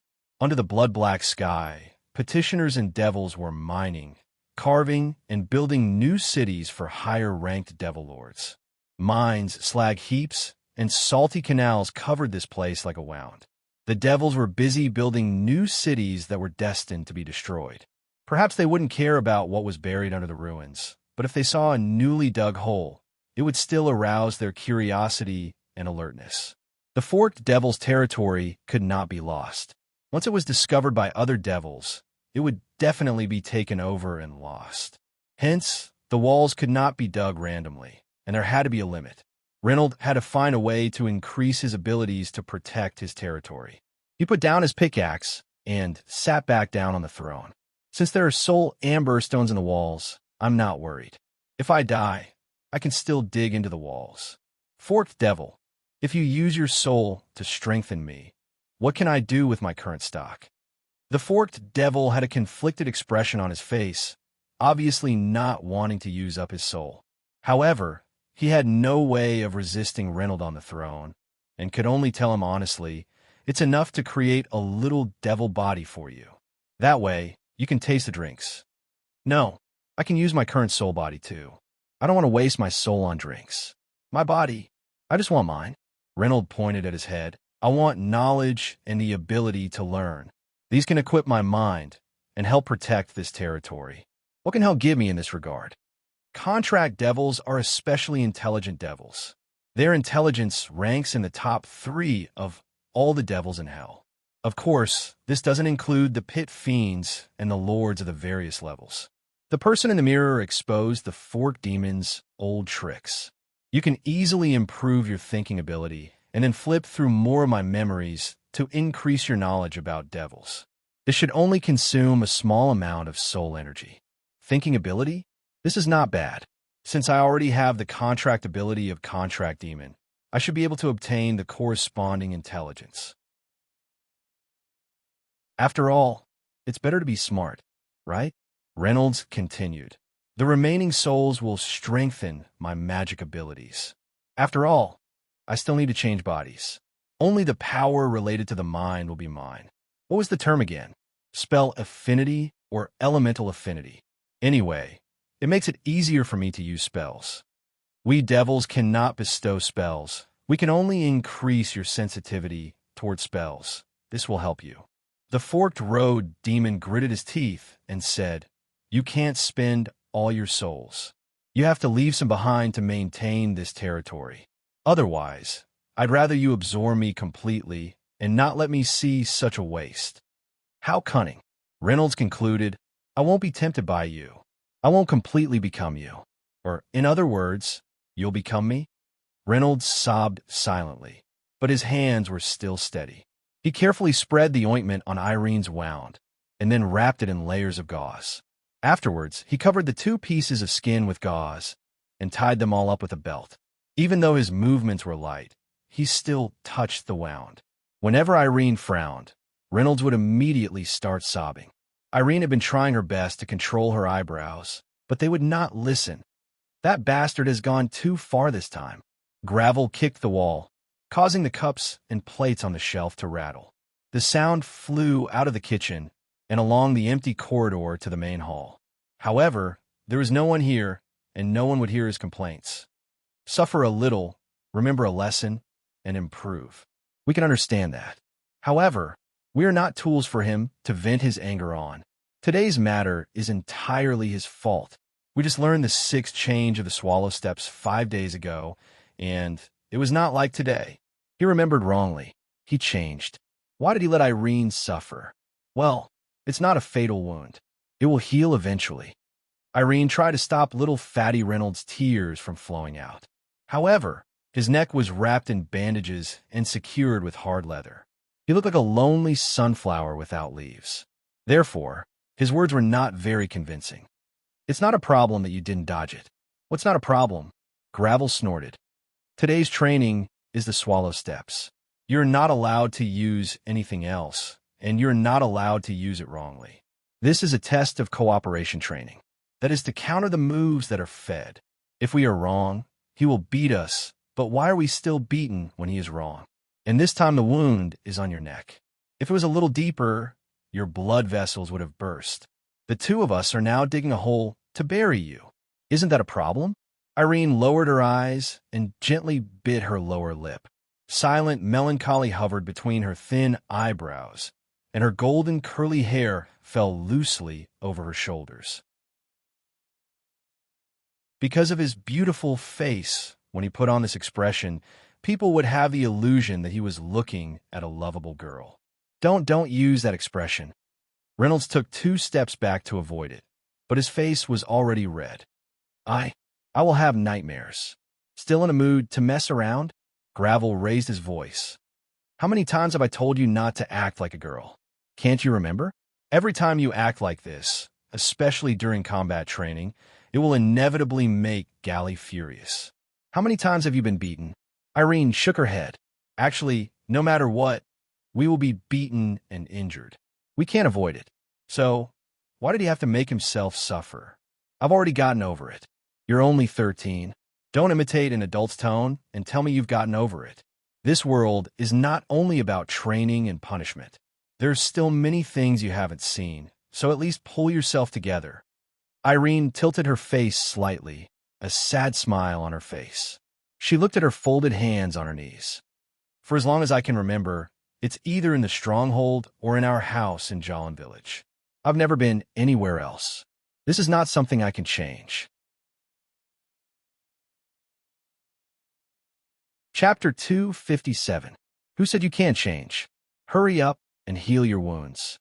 Let's go through the training together and then go out on missions like Gravel. Won't we be able to see the world then? Who knows?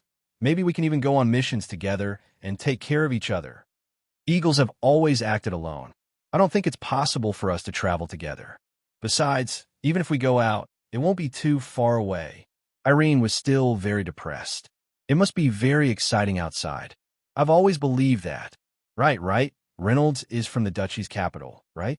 What's it like there? Do any of you know? Reynolds had the ability to let the topic run away, but this was the time to talk about things other than getting beaten up. Otherwise, wouldn't the lives of young people be too dull? Reynolds is the Count's son, right? He must know how those nobles live.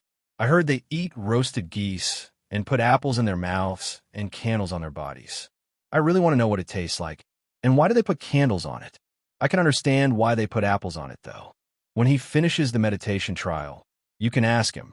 Gravel leaned against the wall, resting his head on the cold stone wall. He's pretty good-natured. He's never been overbearing, so he'll definitely answer your questions. How long has it been since he entered the meditation room?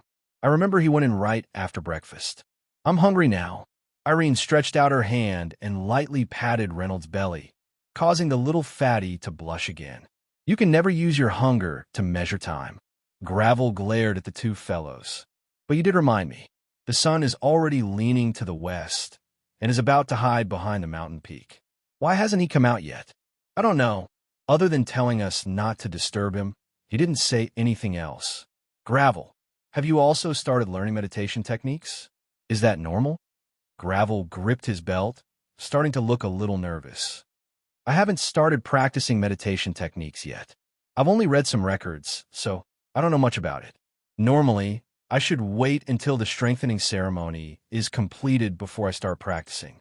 And the meditation technique boss Kipling gave Reynolds is said to have been modified, so I don't understand it even more. No, so much time has passed.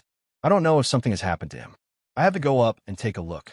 Just as he was annoyed by the wound on Irene's neck, he did not lack concern for Reynolds because he was older than him. He was old, but he came late. Gravel felt that he should take care of him as well. They said we can't disturb them. I'll go to the door first and listen to what's going on inside. Then I'll ask about the situation. I won't disturb you, right? Eagle Eye meditation was originally used to sense the surroundings, so he should have discovered it earlier than me. That's reasonable. I'm coming too. Irene jumped down from the table. She straightened her neck and pouted stubbornly. Reynolds' face turned red, but this time it wasn't because of Irene's expression. I'll go too. The more people there are, the easier it will be for him to hear us. I meant Renaud, not anyone else. No one else should be able to find out, right? Thus, the three of them immediately set off. They looked at the sky and judged that old man Kipling would still be taking his afternoon nap and would not hear their voices. He should be patrolling the outskirts of the stronghold, controlling the number of wild animals. They tiptoed up the spiral staircase and were especially cautious when they passed the third level. After that, they passed the fourth level where the platform was. The meditation room should be above them. Reynolds suddenly grabbed Irene's clothes from behind, almost pulling her downstairs. Gravel turned around and glared at him, but did not make a sound. Reynolds was 3 years younger than Irene. 4 years ago, Giles had saved a young boy who had just lost his parents from the teeth of a ghoul. He had been severely frightened at that time, so he was especially prone to being overly nervous and agitated.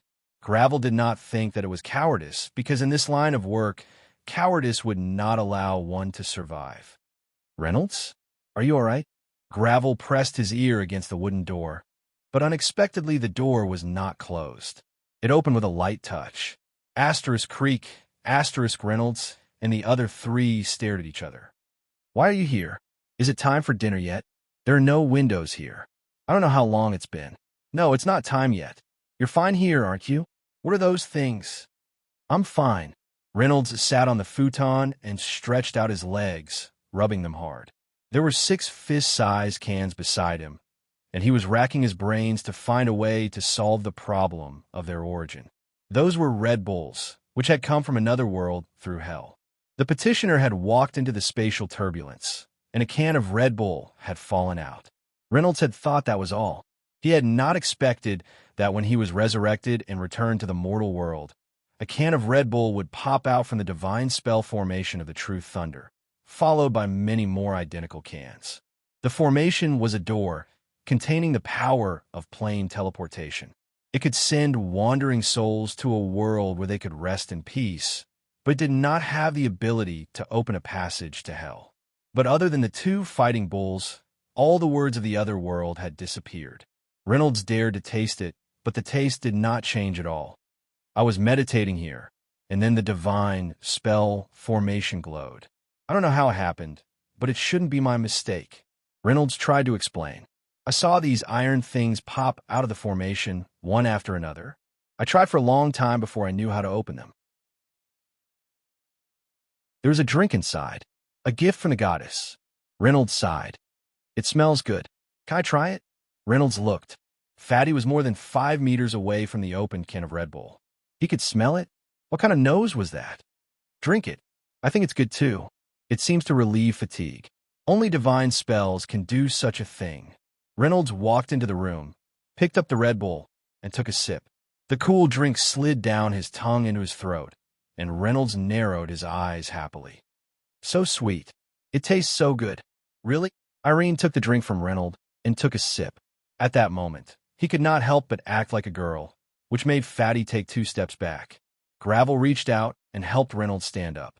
Did your meditation go well? Are the wandering souls scary? It's okay. It's not scary. I think it's quite magical. Reynolds' mind was full of how to use the soul dagger to poke the wandering souls and send them all to the water cube. Of course, I have to continue practicing. I can't let my guard down just because it went well. A large number of wandering souls would only appear in winter. Now there was only residual energy, but he could not let them go. Chapter 258. A gift from the goddess from a magic array. Garland held the Red Bull and stroked it with his fingers. What kind of metal is this? It doesn't look like steel, and it definitely isn't silver or copper. Also, why isn't there a lightning symbol on the goddess's gift, but 2 opposing bulls? I think people use lightning to represent the goddess, but that doesn't mean the goddess can only draw lightning, right? I noticed that the pattern of these 2 bulls is very symmetrical, and the material is also very special. It's very difficult for people to draw it, right? Reynolds shrugged his shoulders, trying to determine the nature of this matter as soon as possible. What else could it be from a magic array, right? That's right. Garland nodded and put down the can. Since it's a gift from the goddess, we should drink it with gratitude. Everyone, share it and don't waste it. When you're done, take the can back and let me see what material it is. Oh, you can go now, Reynolds stays. The three friends solemnly took their share of the sweet drink and walked away with a smile, leaving Reynolds alone to face the old man.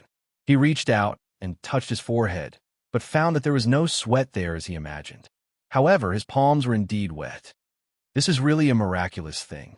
I remember there was a similar record in the War Hymn of the King, saying that devout believers will be blessed, taste the taste of happiness, and dispel the aging of the body. The old man was immersed in his memories for a moment, then continued. But there's one thing I still don't understand. Although the Moore family is a traditional and devout paladin lineage, I can't feel the goddess's favor from you. You're an alchemist, not a priest, right? Have you ever shown the power of a magic array? Reynolds shook his head. He didn't want to lie about this issue. Suddenly, as if his brain was suddenly enlightened, a very good explanation popped out. Sir, these God-bestowed drinks shouldn't be for me, but for the entire Ice Peak Fortress. Think about it. If it was for me, one can would be enough. There wouldn't be so many. Obviously, the goddess is praising Ice Peak Fortress for its persistence and loyalty for a long time. I might have just happened to come across such a thing. The old man nodded and his brows relaxed. Yes, that should be the case. That's the only reasonable thing to do. However, to be able to meet her at this time, it means that you have some kind of connection with the great goddess. Perhaps you have the potential to become a priest. Some kind of connection with the goddess? It could only be a connection purified by the goddess. If his soul had not fused with the devil, Reynolds might have even tried to become a servant of the goddess. To a large extent, this consideration had nothing to do with faith, but rationality. The true Thunder Goddess was the largest and only fully recognized god in the world. She had a complete organizational structure and a powerful military force. At the same time, she could also provide healing, blessings, protection, and even resurrection to her believers. Even after death, her soul would have a chance to enter God's kingdom and continue to exist as a petitioner. Why wouldn't he hug such a powerful thigh? Devils have no future, can be blown up by a sickly alchemist and attached half-dead to a blue-collar IT technician. Even if they had all kinds of magical abilities, they would still have to hide in the mortal world. They would not be able to move openly and could only hide in a place temporarily out of the sight of the goddess. I'm willing to try. At this time, Reynolds certainly could not refuse the old man directly, otherwise it would be too suspicious. However, it's not like I haven't tried when I was learning alchemy. Please don't get your hopes up. Let's try first. It won't hurt you anyway. The old man patted his thigh and then said, even if you can't use divine spells, you must be fated with the power of magic. Otherwise, you wouldn't be able to activate the power of the divine spell array. I'm also very interested in spells that don't involve divine power. Reynolds brought this up again. You said that you're willing to teach me some knowledge in this area. After all, no matter how much my physical fitness improves, I've missed the best age, so I can't reach Giles' level. With alchemy and magic, I might be able to walk another path. Do you want to learn now? Do you still have extra energy? The old man asked with a smile.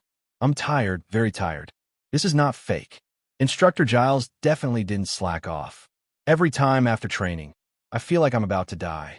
But your easing potion is very useful, and I'm still alive. Moreover, physical fatigue doesn't affect the mind. Anyway, I still have to meditate. It shouldn't be a problem for me to read some books and do some basic learning. You are very confident, but I still have a question. The old man's eyes were bright and full of expression, as if he wanted to see through Reynolds' heart.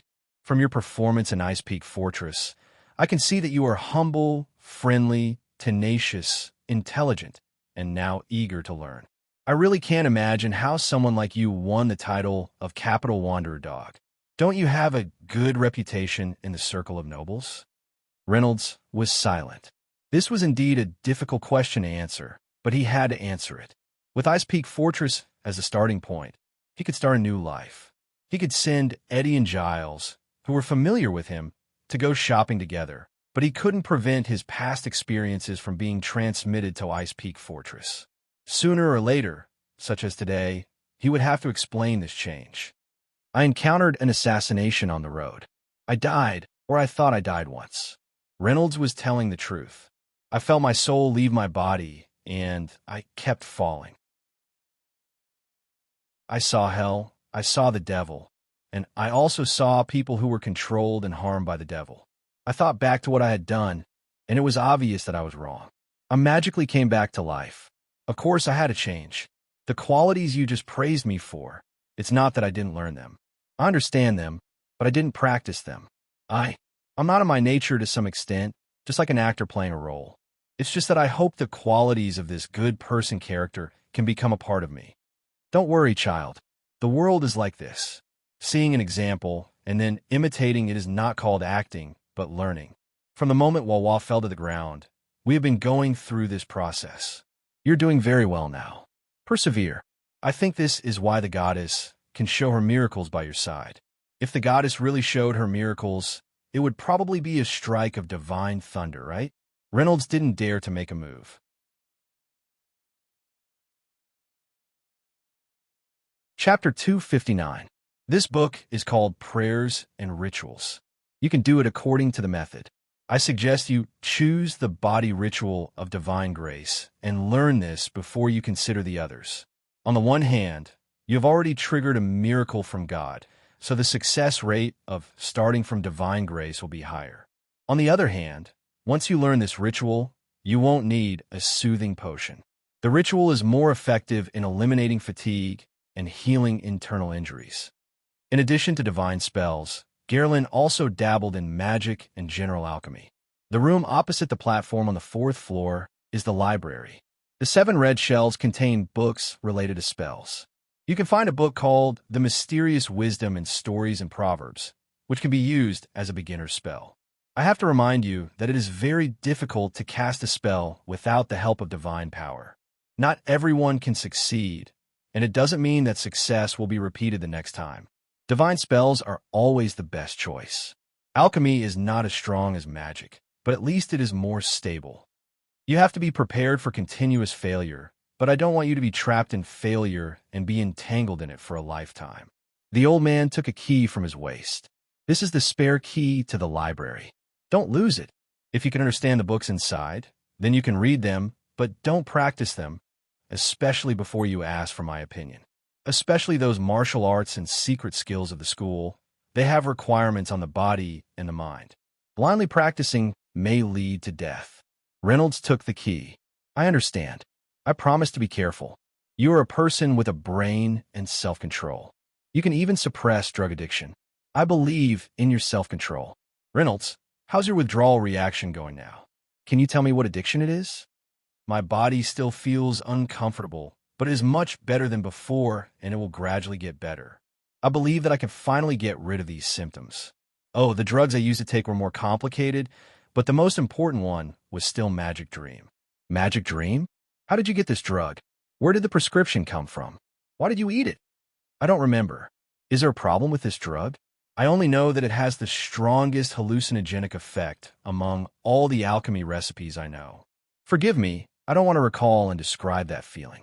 Thinking about it, my body is starting to feel uncomfortable again. Magic Dream is an auxiliary drug used by spellcasters to strengthen the effect of elemental meditation. Non-spellcasters could not use this potion, and now even spellcasters are trying their best not to use it. The problem was that it was too addictive. No matter how careful the spellcaster was or how good their pharmaceutical skills were, they could still fall for it. Its recipe was kept secret, and the spellcasters did not spread it among themselves. You should know about it. This is the first time I've heard of such things. Reynolds felt that his past life was full of conspiracies, tiring and useless. Don't worry, it wasn't easy for me to train my body, so I definitely won't use medicine like Devil Dream again. For the time being, I don't even want to touch alchemy, let alone refined medicine to poison myself. Okay, you can leave now. Don't let your guard down in front of Callie. You'll be taken advantage of. Reynolds smiled and left the room with Daydream in Red Mansions. He still had an hour before dinner, enough time for him to go to the library and find the mysterious wisdom of stories and proverbs. Maybe he could read some other books. In Reynolds's memory, mages were very mysterious, or in other words, they were rare and unknown. Mages did have some magical powers, and there were many stories about them. Some of them were even confirmed by honest knights, so they were very credible. But mages did not occupy any place in the history of the world, as if they could not be brought up. There is only one really famous mage, the Marquis of Two Moons Dean. It was just that he was not famous for his magic, but for his romantic history. After all, as the son-in-law appointed by the emperor, how could a guy who dared to face the threat of the entire Imperial Guard and elope with a silver dragon woman not be famous? Especially when the silver dragon later killed the royal army that came to encircle them. She also rushed into the palace, kidnapped the princess, and stuffed her into her husband's hands. This kind of thing was very popular in folk novels, but Reynolds did not think that this kind of thing would happen to him. Now it was better to be practical and increase his strength. He had to be able to maintain the initiative in front of the demons first. Thinking about these things, he opened the iron door of the library. Reynolds could not wait to open the iron door of the library, then walked in with a lantern. After the glass cover blocked the fire, the light from the oil could only provide dim illumination. But in a place full of paper books, fire prevention was obviously more important. There were many bookshelves in the room, densely packed with books of all kinds. The red ones were related to magic, the black ones were related to martial arts, and the brown ones were related to history, geography, biographies, and anecdotes. Most of these books were handed down by the Church of Truth and Thunder. After all, truth was also an important part of the goddess, and it meant to spread knowledge. Some of them were collected when they went out to perform missions, including some books and information from the enemy. Many magic books came from this way, and even Geraldine did not avoid this point. The goddess' divine spells were open and above board, with a clear network and structure and a complete cultivation method. The only thing that hindered people's progress was the degree of loyalty and personal effort. But among the people, especially those who did not have the talent for divine spells but wanted to use magic, they did not have a systematic way to learn it. This meant a lot of difficulties and would even lead to unscrupulous learning, such as using living people as sacrifices or worshiping the devil. The evil spellcasters should be eradicated, but the results of their evil deeds were brought back. These results were forbidden to be reproduced, but they were allowed to be read under controlled circumstances. Evil would not disappear because one chose not to look at it, but it would be restrained because it was exposed to the light of day. Reynolds walked past the red bookshelves and noticed that some of the books on them had a similar appearance. Silver metal covers, thick spines, and the symbol of the Thunder Cross was engraved on them. These books gave people a cold feeling, and when they put their fingers on them, they would feel numb and itchy from a weak electric shock. These books were collected from the hands of the evil spellcasters and were called thunder-sealed spell books or silver-sealed spell books. Mystical wisdom in stories and proverbs was wrapped in leather, huge and heavy, no less than a Tsihai reduced edition. There were also magic circles on the books, not to warn the reader, but to prevent fire, water, insects, and damage. Chapter 260. This book can be used to get started. If I can't get started, I can use it to kill myself. The design is really humane. Reynolds searched for a while on the shelf and roughly understood the content through the preface of the book. He found a very interesting phenomenon. The introductory books of divine arts were thin and light, and none of the introductory books of other types of spells weighed less than 5 kilograms. Only a silver-sealed spell book called The Devil's Law and Language was portable. It was difficult to get started with spells, not because of the abnormal requirements for the reader's arm strength, but because of the very chaotic spell system. Reynolds roughly looked through it. Take the simplest spell to create light, for example, In the mystical wisdom and stories and proverbs, there were a total of 862 completely different ways to cast it. The most troublesome thing was that these more than 800 ways were all correct. Predecessors had successfully used them on different occasions, but no one knew which way was suitable for you. A spellcaster would be able to find about 30 to 50 types of spells that would allow him to cast the light effect. However, there was no guarantee that any of them would be effective in all situations. Being able to be repeated was the most important sign that a system could work, and magic was far from being able to do that. Reynolds designed games, so he was very clear about the importance of success rate in a system of abilities. A failure rate of 1% would not attract attention. A failure rate of 5% would cause anxiety. A failure rate of 10% would cause frustration. A failure rate of 20% would cause resentment and resistance. And a failure rate of 40% would cause people to give up. If it doesn't work, it doesn't work. If it works, and it will always work. This was the biggest advantage of the goddess divine arts. But in this world, first of all, you didn't know if it would work, and then you didn't know if it would work in the future. This was driving people crazy. Mages racked their brains to increase the success rate of casting spells.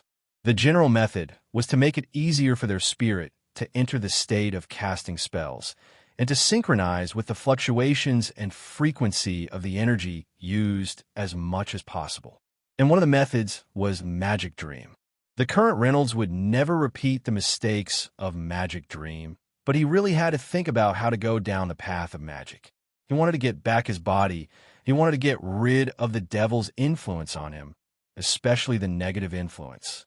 At least he had to be worthy of his life after crossing over, to be independent, autonomous, happy, and successful. None of this could be solved by force or power, nor could it be solved by money. Even alchemy was powerless. In a situation where he could not use divine spells, he could only rely on spells. Unlike the people of this world, Reynolds's starting point was never God, even with the existence of divine spells. From this point alone, he could be considered a devil. He believed in logical thinking, causality, and the conciseness and strictness of programming languages. He quickly read the forewords of dozens of books and had a general understanding of magic.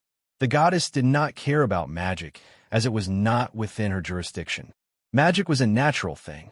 It was imitated from spirits, monsters, dragons, and elements. It was learned from wind, rain, thunder, and lightning. In that case, since natural phenomena could be repeated, spells could also be repeated. There was definitely something wrong with the current spell. Reynolds was not the first mage to have this idea, but he was the first to use a more advanced logical method to try to solve the problem. As a programmer, knowing that there was a bug, it was natural to have a sense of compulsion to correct it, otherwise it would be really uncomfortable. In the memories of the forked demons, although there are only a few mages who are stronger than devils in this world, they do exist. What I need to do is to increase the probability of becoming a powerful mage. He picked up mystical wisdom and stories and proverbs and put prayers and rituals under his arm. Then he stuffed devil's law and language into his clothes and put it close to his body. His stomach felt numb from the electric shock, but compared to the excitement of learning magic, this was nothing. He was ready to put the heavy introductory spell book in the meditation room. Calorie told him to take at least 3 hours to meditate every day to adapt to the pressure that the wandering souls could bring to him as soon as possible. And he planned to learn magic during this time. Since the wandering souls became food, the pressure did not exist, so Reynolds could focus on learning, which was already beyond his original expectations. He was going to carry the divine spell book with him. He would definitely read this book carefully, but he would definitely not learn it. His identity as a devil made it impossible for him to learn the divine spells of the goddess of thunder. However, he needed to make a gesture, at least to let Caloris see that he had tried. The old man was sincerely good to him. Reynolds knew this, and he did not want to disappoint him. As for devil's law and language, he was determined to memorize it and use it as a real entry choice. This was not only because of the thickness of the book, but also because of the word devil. Reynolds was very realistic.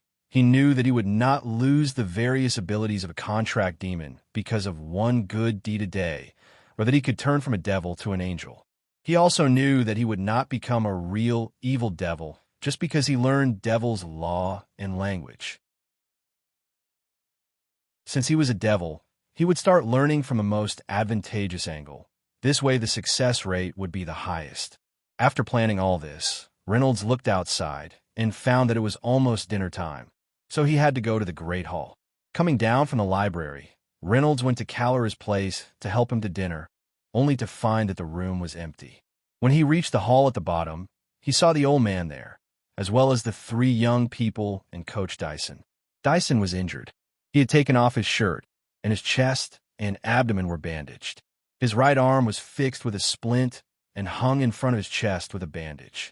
There were also many external injuries in other places. Some tattered clothes were thrown on the ground, stained with blood. Dyson frowned and moved his upper body gently. When it hurt, he frowned slightly, obviously dissatisfied with himself.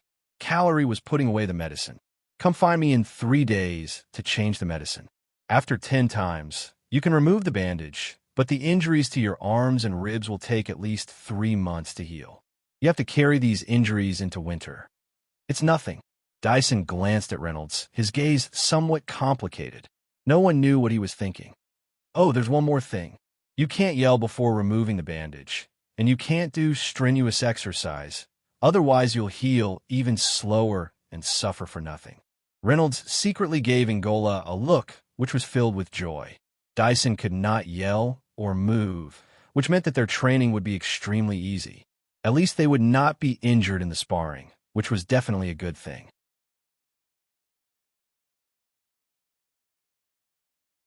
Chapter 261. Angola understood. He wanted to laugh, but did not dare.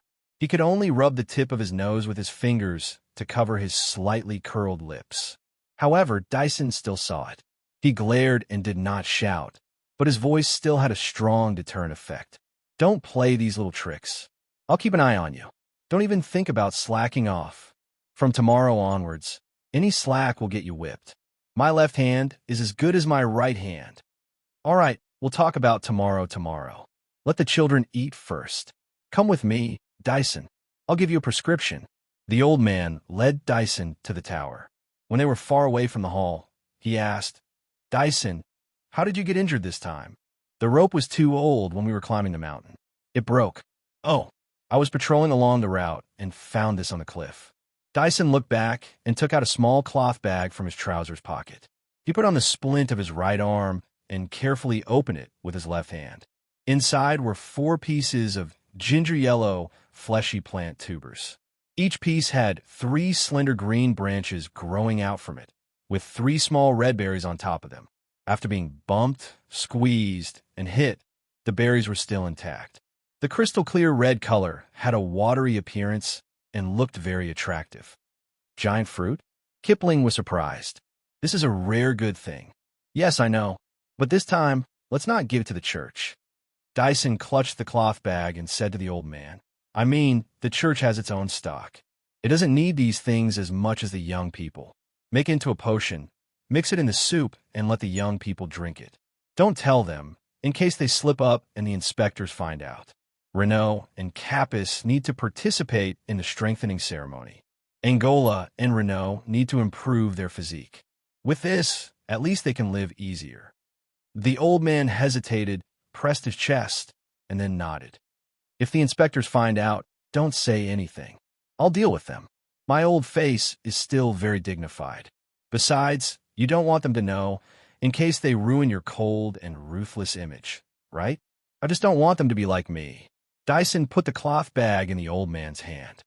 They hate me, but it's better than being F***ed by the dangerous world outside. Run. Running meant that both legs would leave the ground at the same time. Always having one foot on the ground is called walking. Dyson still couldn't hold it in. His loud voice echoed in the castle, just like when he wasn't injured. His ribs didn't seem to be affected, at least not from the sound of it. Reynolds took a step, then another, and he danced. He had no choice. When he couldn't run, he could only jump to get his feet off the ground. But in the case of extreme fatigue, the brain would issue the command to jump, and the legs would only carry out the stagger. After running on the city wall for 2 months, he had basically gotten used to long-distance running. Just when he thought that the day of his success was right in front of him, the monster known as weight-bearing training came again. Sandbag? It didn't exist. Renault was fully armed with leather armor with rivets, a spear, 2 crossbows, 30 crossbow bolts, a dagger, a double-headed hammer, a helmet, a pot, a raincoat, and all sorts of adventure items that weighed 20 pounds. They were all placed in 2 backpacks on his chest and back. Capis said that when we were out on a mission, the backpack was straddled on both sides of the saddle. But this couldn't be said in front of Dyson.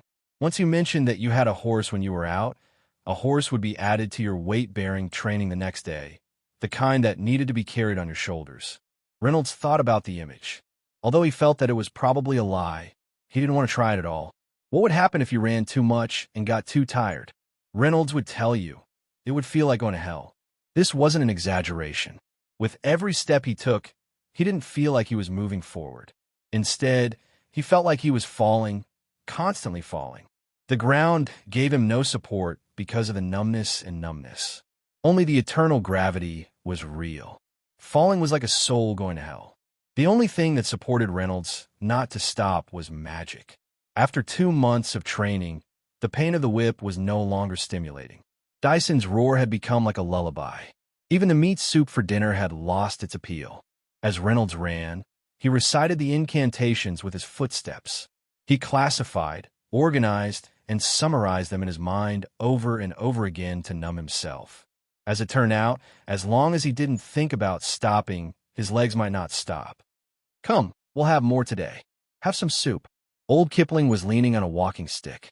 A steaming clay pot was dangling from the walking stick. He walked over unsteadily. Reynolds, bring me 4 bowls. Run, you gluttonous fatty. Reynolds agreed with a bright smile. His mind and nose were already above the meat soup. However, he didn't forget to pass the blunt sword for practice to Angola for safekeeping. He also didn't forget to take off his bamboo armor and place on a rack. Fatty ran out with a whoosh, looking faster than a rabbit. Sigh's so tired. But there's a good saying, once you have meat to stew, you don't need to think about anything else. Oh, thank you, Capis. Old Kipling sat down on the chair Capis brought over and passed him the walking stick and the soup pot. You kids have been training hard. It's only a month until winter. The 3 eaglets will go down the mountain to spend the winter in a month. Capis, take good care of them. Don't worry, I'll take good care of them. Don't forget about your training. You can't stop. Dyson snorted and sat down with a hand on his chest. This year, other than not letting Reynolds get fat, you have to teach Angola how to use a razor. He hasn't grown a beard yet. Capis was a little puzzled. That's why he needs to shave. That way it'll grow. He's a danger in and of itself when he looks like that.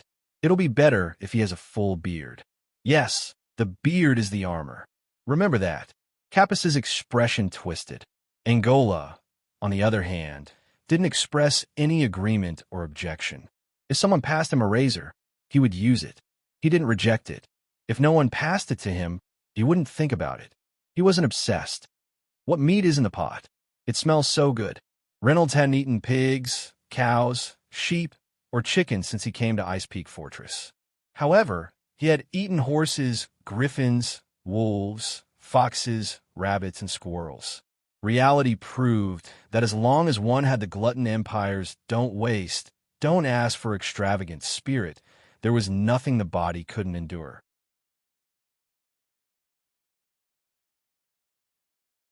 Chapter 262. Bamboo rats. They fell into the trap. What an unlucky fellow. Even with a broken hand, I can still pick up delicious food. That's my ability. Dyson sniffed and knew what the meat inside was. But the old man added something else inside. Let me think. He wasn't thinking, but was using the cogitation technique. When the complete version of the Eagle School's cogitation technique was used, the blood vessels near the eyes, nose, ears, and tongue would swell, showing a thick purplish-red color. At the same time, the hair on the surface of the body would also stand up, even causing the hair and beard to stand up. It looked a little frightening. Giles didn't keep his head bald because he was bald, but to make it easier for him to become stronger. Dyson didn't shave his head. He only tied his hair up tightly so that it wouldn't turn into an afro. His nose twitched a few times, and he ended the cogitation technique. The locust powder and a few herbs are good stuff, but isn't it a bit of a waste to give it to them? After saying that, he snatched the bowl that Reynolds brought over and prepared to pour himself a portion. Kipling grabbed the spoon first and hit the back of his hand. "Put it down. Your portion is in my room, and there's a pot. The bones are yours. Leave the rotten meat for me. I have bad teeth. You should have said so earlier." Dyson slapped the bowl into Fatty's arms, stood up, and strode towards the tower.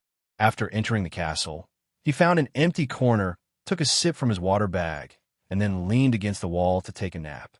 Kipling dissolved all the giant fruits in the soup. The locust powder and herbs were actually used to mask the smell.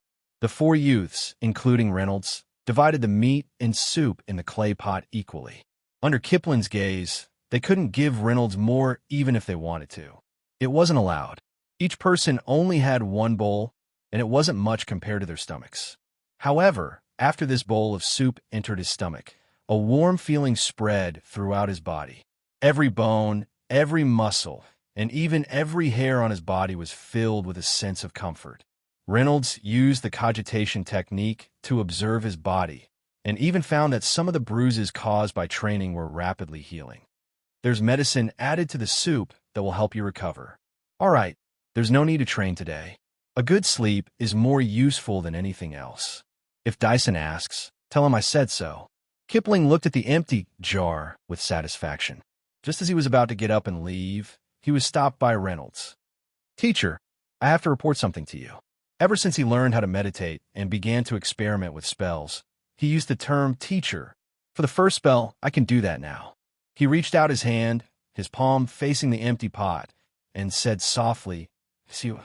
The pot vibrated for a moment and then slowly flew up from the crutch as if it had wings. It flew steadily in the direction of Renaud at the other end of the table.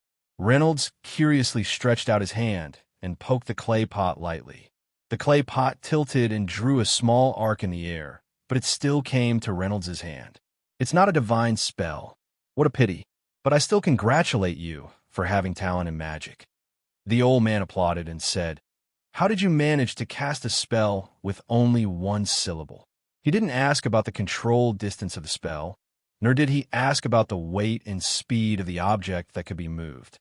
Instead, he directly discovered the most important point, the incantation. Although he had never shown it, Kipling had definitely studied magic. He must have used some knowledge of magic in addition to divine spells. Otherwise, it would have been almost impossible for him to grasp the most important thing so quickly. Many incantations, long incantations, and frequent malfunctions of the incantation were the biggest problems with magic. There were 1,100 ways to chant the incantation for moving objects or the hand of magic spell. They were mostly the same, but all different. The longest incantation had 42 syllables, and it would take 8 or 9 seconds to finish chanting all of them. It was not practical at all. In the book Mystical Wisdom in Stories and Proverbs, the shortest incantation had 8 syllables, which was at least usable.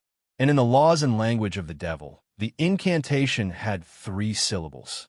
Reynolds shortened it to 1.5 syllables, which used part of the devil's ability.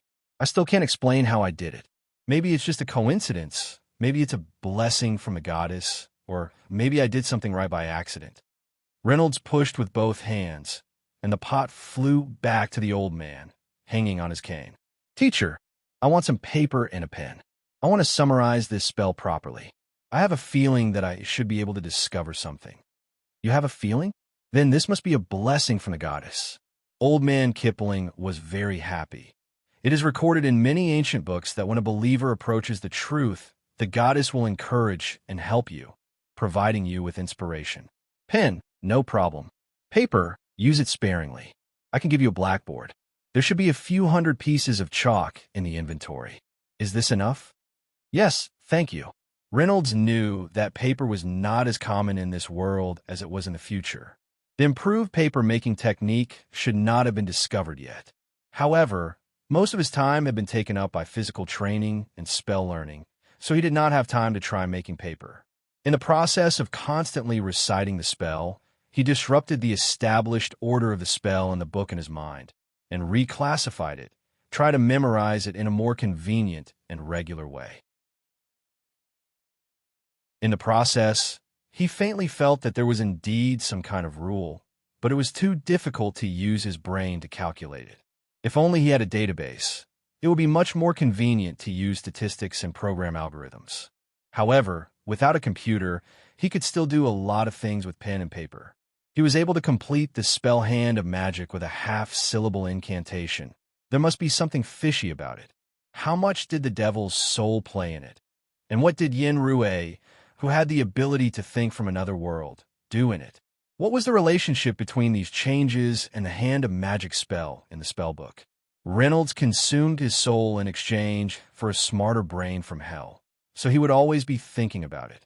You can write a letter and report this new spell method to the church. Under the divine word, there's a special priest who calculates this kind of thing. I will testify for you. You will be rewarded for this report, and it will be good for you to get a certificate of atonement in the future. I will remember, but I want to summarize it first and report it when I am more confident. The syllables of your spell are short enough. It would be great if you could improve it into a spell. Currently, the Eagle School only has 3 major spells: Reverse Thrust, Explosive Flash, and Light Body. There are too few of them. Oh, the spell will be taught to you when you complete the strengthening spell and start learning the martial arts of our school. Alas, maybe I'm a little greedy.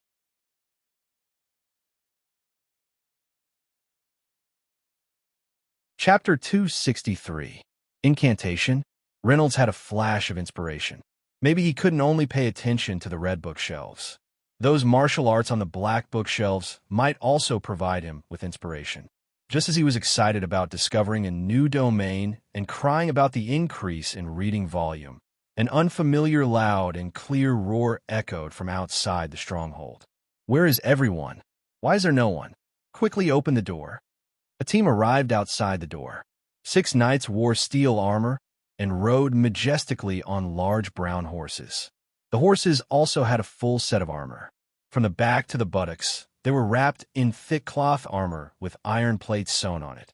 The holy emblem of a thunder cross was embroidered with fine blue silk thread. Holy body of the Church of the Truth Thunder Goddess, patrolling knights. A carriage followed behind the knights. It was pulled by 4 spotlessly white maras that were as beautiful as milk. It had a steel body, steel wheels, and silver-carved angels spreading their wings on top of the carriage. It was exceptionally gorgeous. The coachman was also a knight. He straightened his body and held the reins. Under his helmet, a pair of eyes vigilantly stared ahead. A thick curtain covered the window, cutting off the peeping gazes from outside.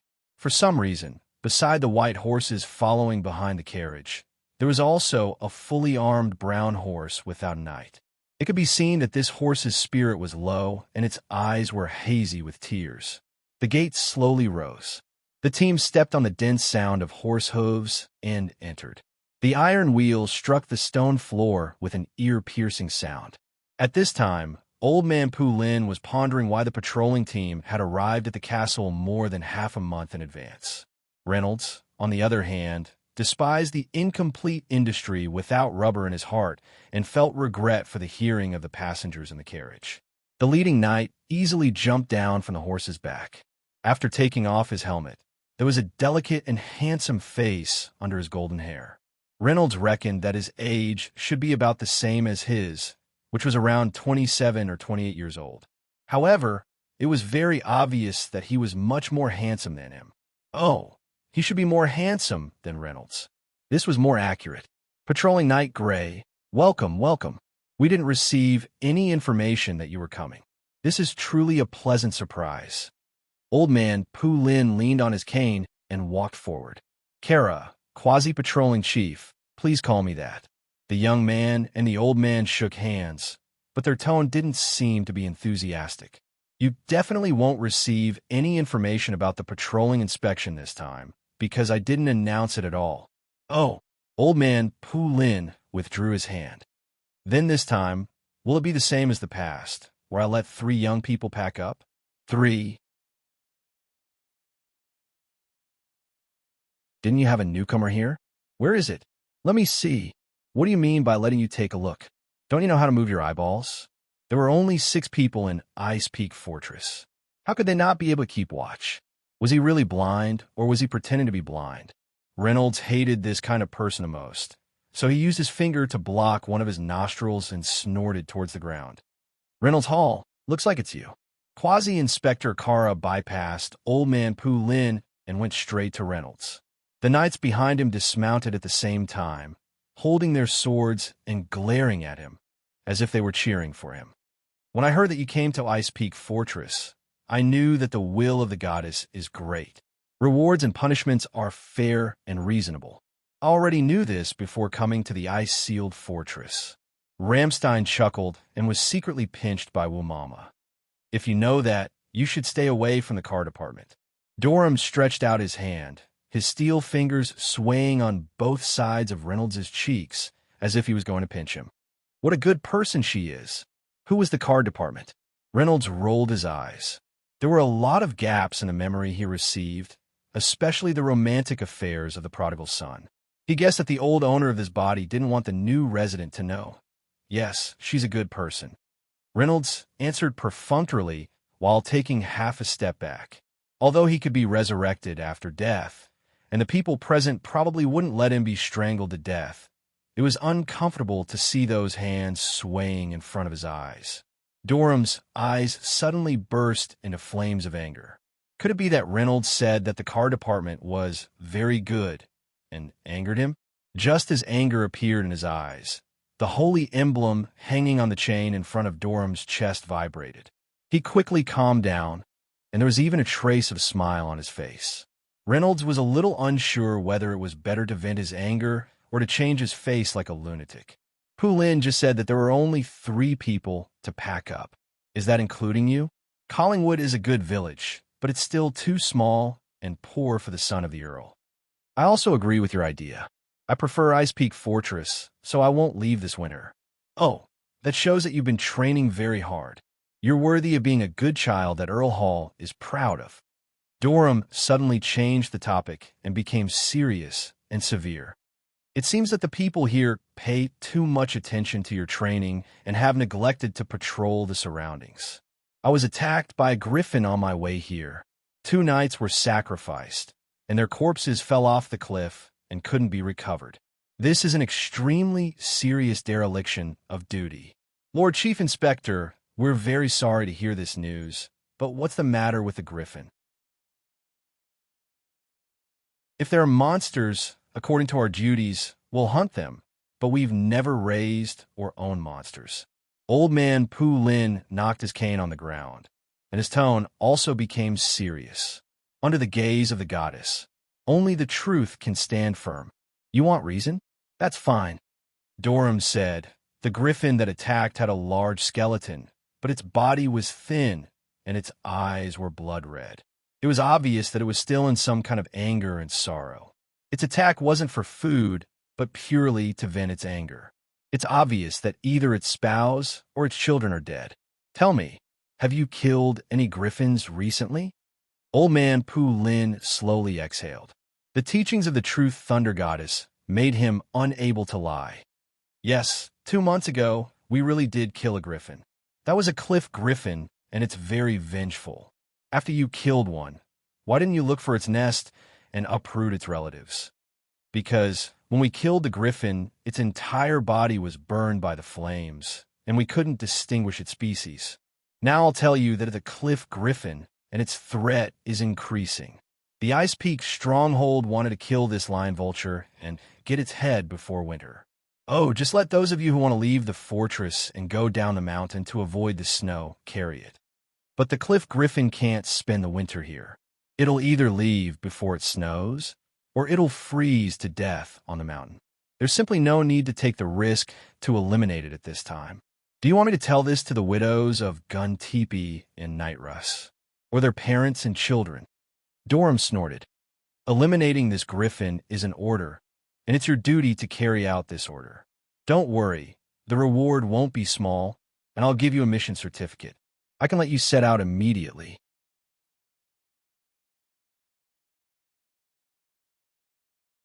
Chapter 264. In less than an incense stick's worth of time, Carl woke up. However, because he had absorbed too much qi, Carl's feminine side had taken the upper hand. Even his movements and voice had changed, causing your deal to have goosebumps. Walking out of the hall again, the dragon chief led Yi Jingyi and Wei Shiwu over. Thank you for saving us, sir. When I return to the manor this time, I will personally forge a sword for you to repay your kindness.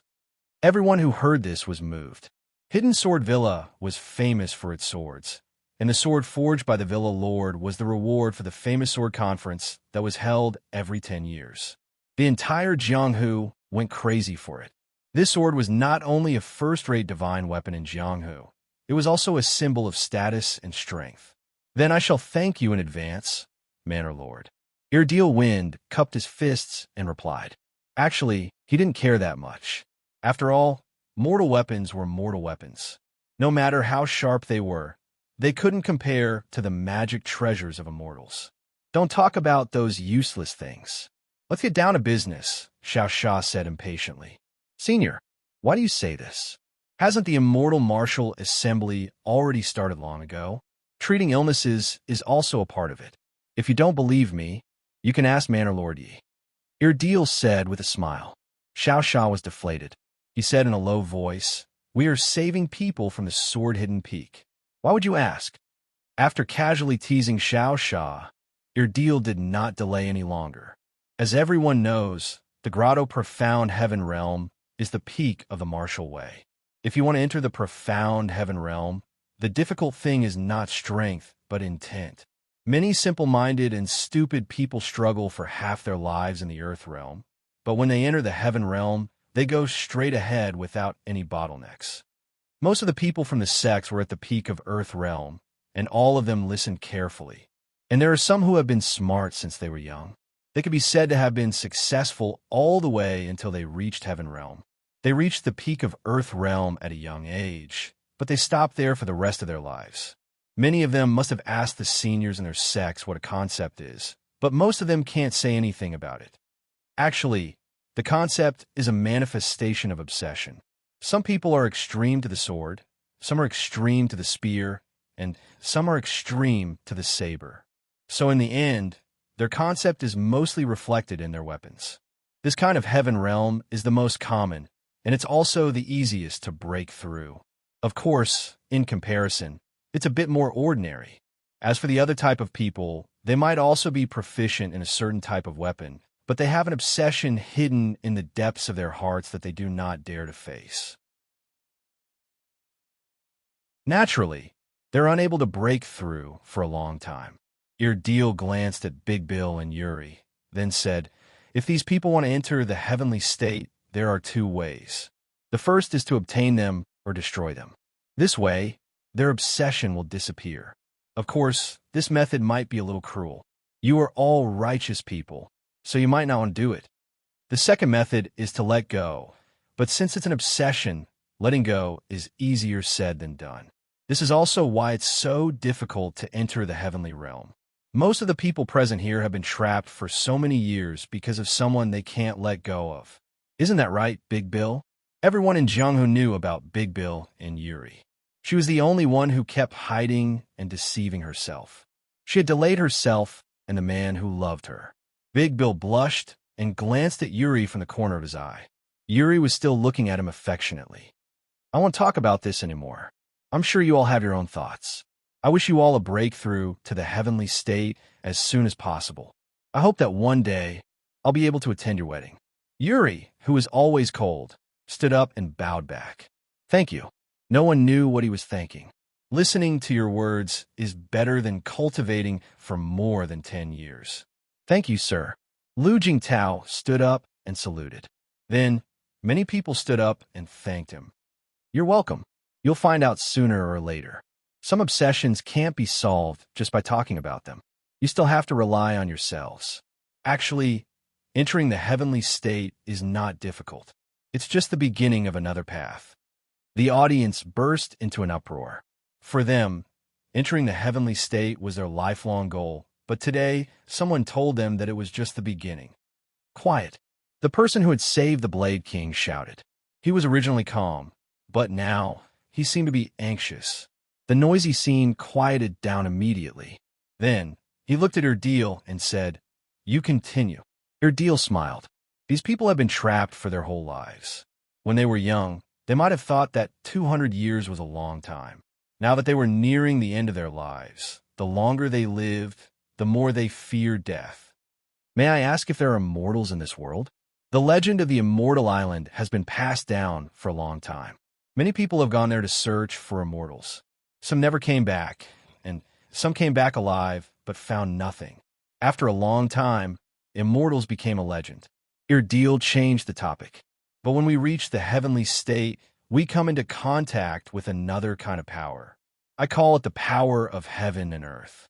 Of course, there are other names for it, but we have to admit that it's powerful. We can feel it and even feel some of the benefits it brings, but we can't absorb it. Why is that? Actually, it's because, shut up. How can a child like you casually reveal the secrets of the heavens? Just as the many heavenly state experts were listening attentively, a loud shout rang out. Erdeel felt his internal organs tremble slightly. Fortunately, he was still far away. Otherwise, a normal person like him wouldn't be able to withstand this shout. Many people below the stage with weak internal energy also felt some discomfort in their chests. Motherf asterisk Kerr. Old man, you finally came out. Erdeel wiped the blood from the corner of his mouth and retreated behind Mou as he cursed. Ox Demon and Dragon had also flew in front of Erdeel. Their expressions were serious because they still hadn't found where the person who spoke was. In fact, he had already guessed it. How could a world lack geniuses? In a world where martial arts have been developed for so many years, how could no one have discovered the secret? But why was the topic of immortals always limited to legends? Who is it? Come out. The 5 old men were about to find out the way to survive. But at the crucial moment, they were interrupted. If they didn't have a strong mentality, they would probably die from anger. In the distant sky, a figure gradually appeared in everyone's line of sight. It was different from other people's Qigong. Qigong was a kind of martial art that allowed people to stay or glide in the air for a short period of time. But this person was actually flying. The person who came looked to be around 30 or 40 years old. He wore embroidered clothes, and his figure was a little plump. He felt that this person was different from the immortal cultivators he imagined. Erdeel secretly observed the person who came. From Erdeel's experience, this kind of person was at most a watchdog type. His strength and background shouldn't be too strong. This was also the reason why he dared to provoke him.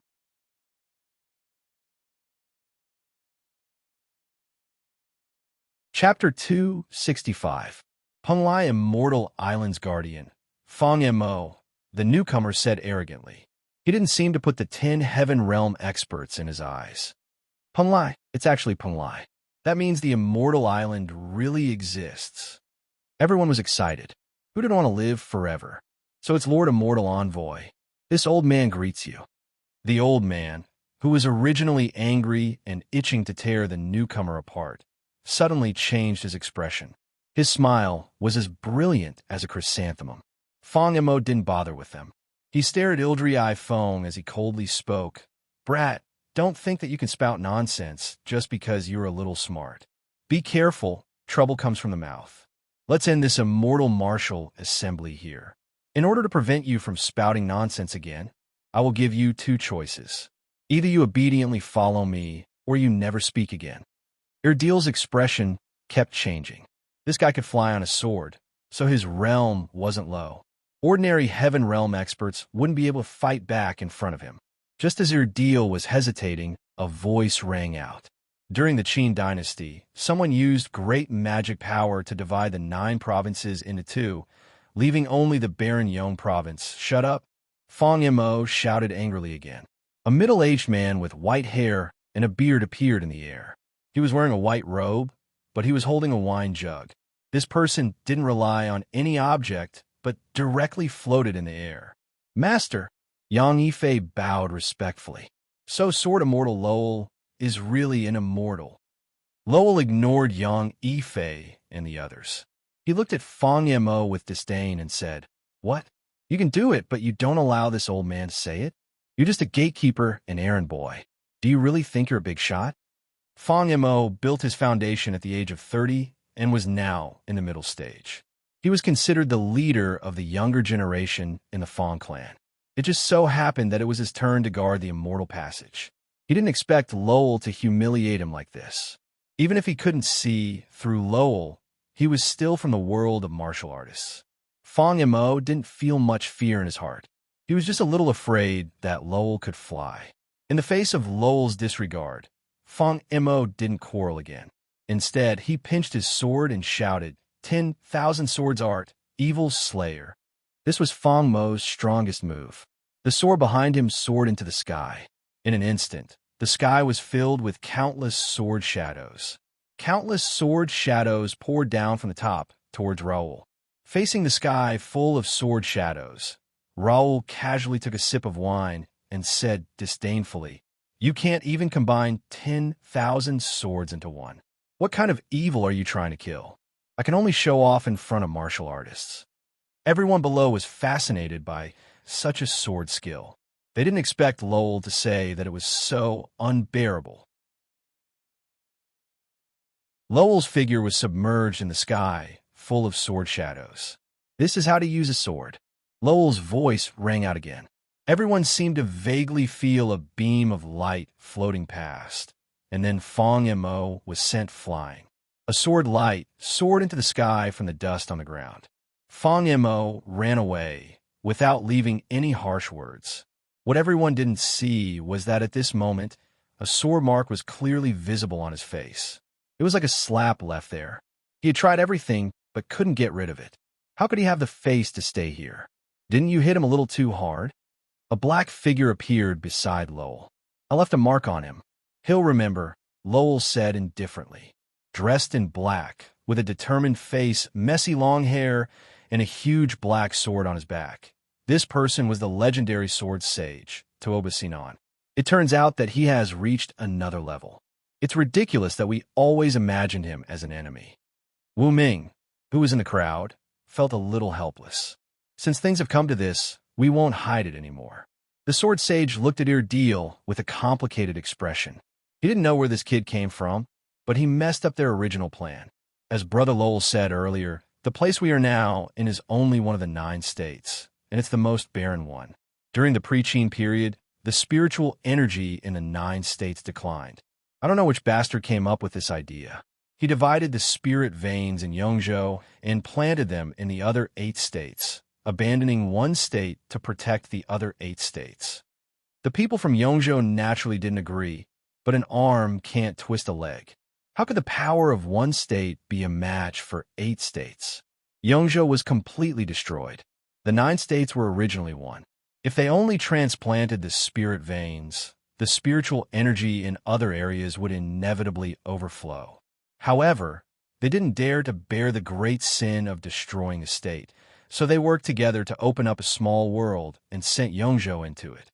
From then on, Yongzhou became a complete wasteland. The Penglai Islands Fang family is just a small family in the cultivation world. They have guarded the entrance of Yongzhou for generations. To deal with some warriors, a cultivator above the foundation establishment stage can flatten our entire Yongzhou. However, after hundreds of years of guarding, this family has some ideas. How could there be no geniuses in the barren land of a state? In a barren land like Yongzhou, the chances of geniuses appearing are quite high.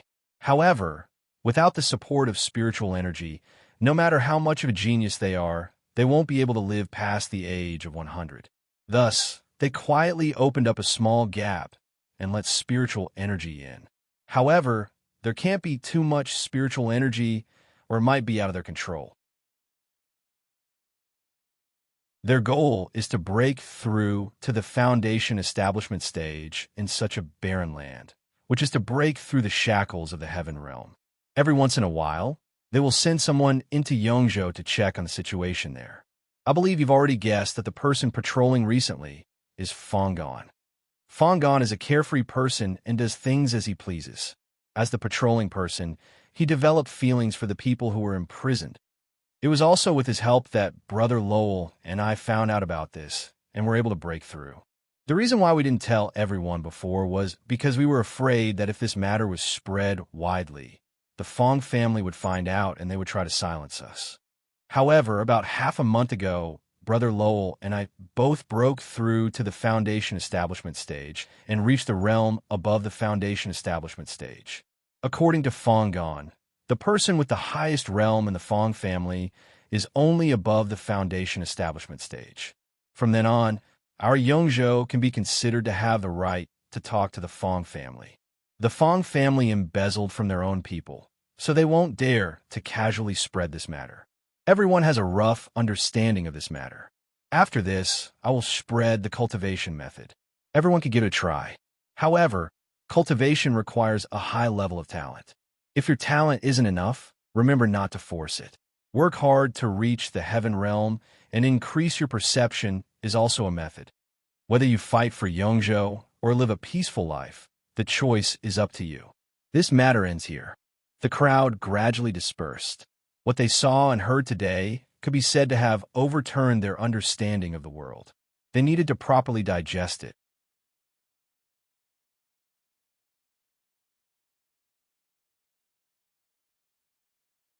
Chapter 266. Jack held his breath as he gripped the hilt of his sword tightly with both hands. Blue veins popped out of his arms due to excessive force. His delicate little face was also flushed red. With this force, the sharp edge of the sword sliced open half of the wolf demon's stomach, and Jack slid out from under the wolf's tail. Chi Wu.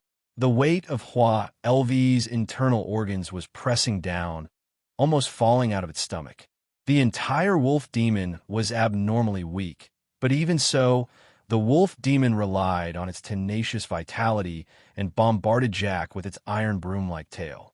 With this force, the wound on its abdomen expanded, and the mucous membrane could no longer bear the weight of Hua LV's internal organs.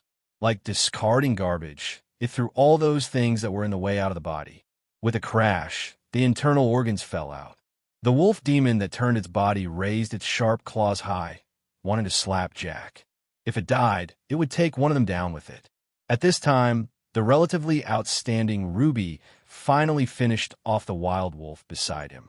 Seeing this scene, without thinking, he directly swung the remaining half of the broken sword in his hand. The wolf demon's tail had not yet drooped down, and the half of the broken sword coincidentally pierced into the wolf demon's X-flower. The wolf demon was mournful, lying on the ground and no longer moving.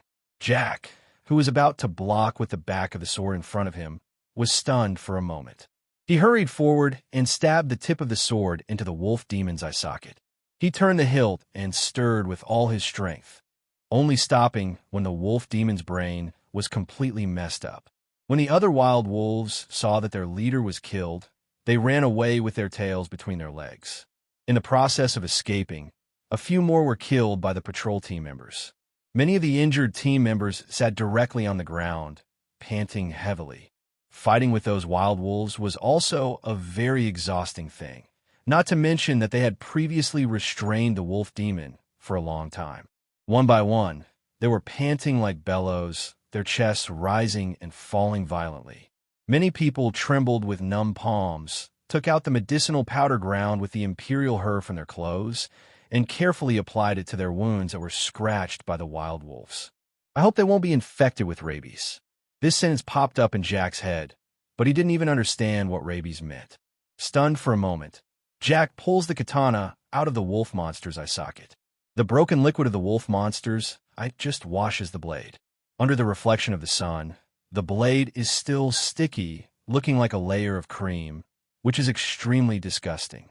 Jack touched it with his hand, and the almost transparent silk thread stretched between his two fingers. A fishy smell pierced his nose. Gee, Lord G.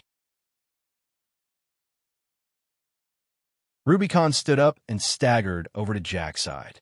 With a bitter smile on his face, he said, "Fortunately, you came quickly enough.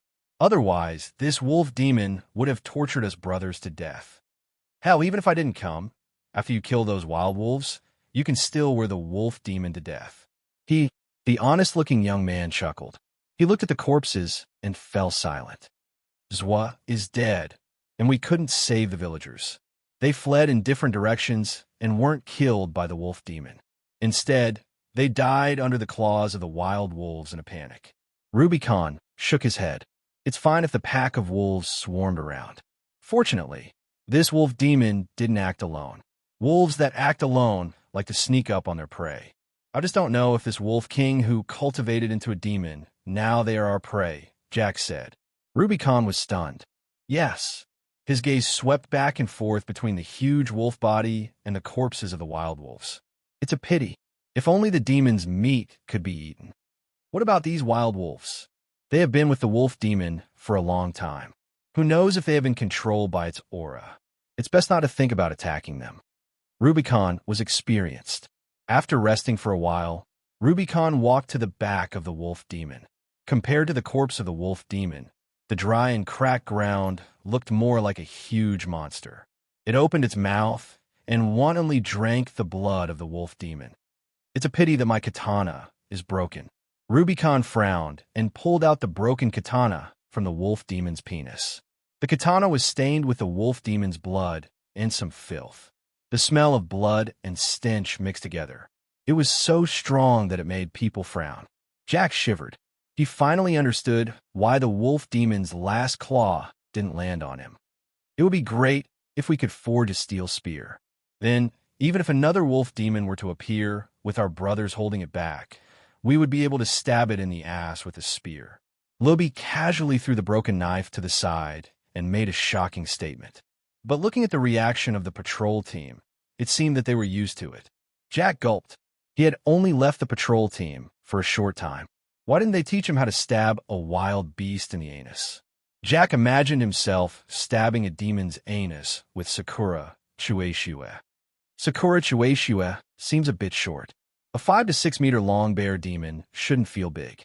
If I can trigger the will dance effect when I stab it, I will be able to achieve twice the result with half the effort, Jack muttered softly. Rubicon, who was standing at the side, silently took 2 steps back. Huh? Sakura Chueshue? Isn't that the spirit katana enshrined in the shrine? Using the spirit katana to stab a demon's anus? Lord G, aren't you afraid of insulting the spirit katana? Rubicon wanted to say something, but stopped. He wanted to persuade Jack to give up on the idea. But if he did, wouldn't it reveal the truth that Jack could use the spirit katana? Wouldn't that indirectly prove that Jack was this generation's witch in the shrine? It was fine if he told his brothers in secret, but if he said this openly, Rubicon reckoned that he would be torn to pieces by the Divine Master. Lord G. Rubicon came back to his senses and saw that the 8th Divine Master and the patrol team's captain were all equipped with swords and sabers. They had passed through the small path and arrived at the battlefield. Father, Divine Master. The 8th Divine Master nodded and casually glanced at the battlefield. Dozens of trees had been broken due to the lack of water, and the smell of blood was pungent. When he saw the wolf demon, which was relatively small among the demons, the 8th Divine Master said, "Deal with the wolf demon. Don't let other wild beasts eat it. Don't worry about the other wild wolves." Yes, and follow me back to the shrine first. The 8th Divine Master's tone was solemn. Jack also put on a straight face and followed behind her father. When the patrol team's captain saw the 2 of them leave, he shouted, "Deal with the wolf demon's corpse first. The smell of blood is heavy, and it won't be long before wild beasts come here." That's right. Those who are injured don't move. Let those who aren't injured do it. When a man saw the wolf demon's corpse being dragged away bit by bit, he stared at the colorful organs that were still attached to the body and said, "Not bad, Rubicon. A small team was able to kill this thing. You're quite something." Rubicon and the other injured team members had strange expressions. "Captain, this wolf demon was actually killed by Lord G. We only wore down its stamina a little."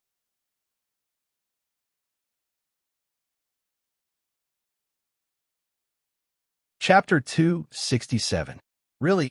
Rick had walked away, and the man saw that the team members didn't seem to be flattering him. He shook his head as if he couldn't believe it. As expected of this generation's shrine witch, the man suddenly raised his head and saw that the team members were staring at him. So he said, "What are you looking at?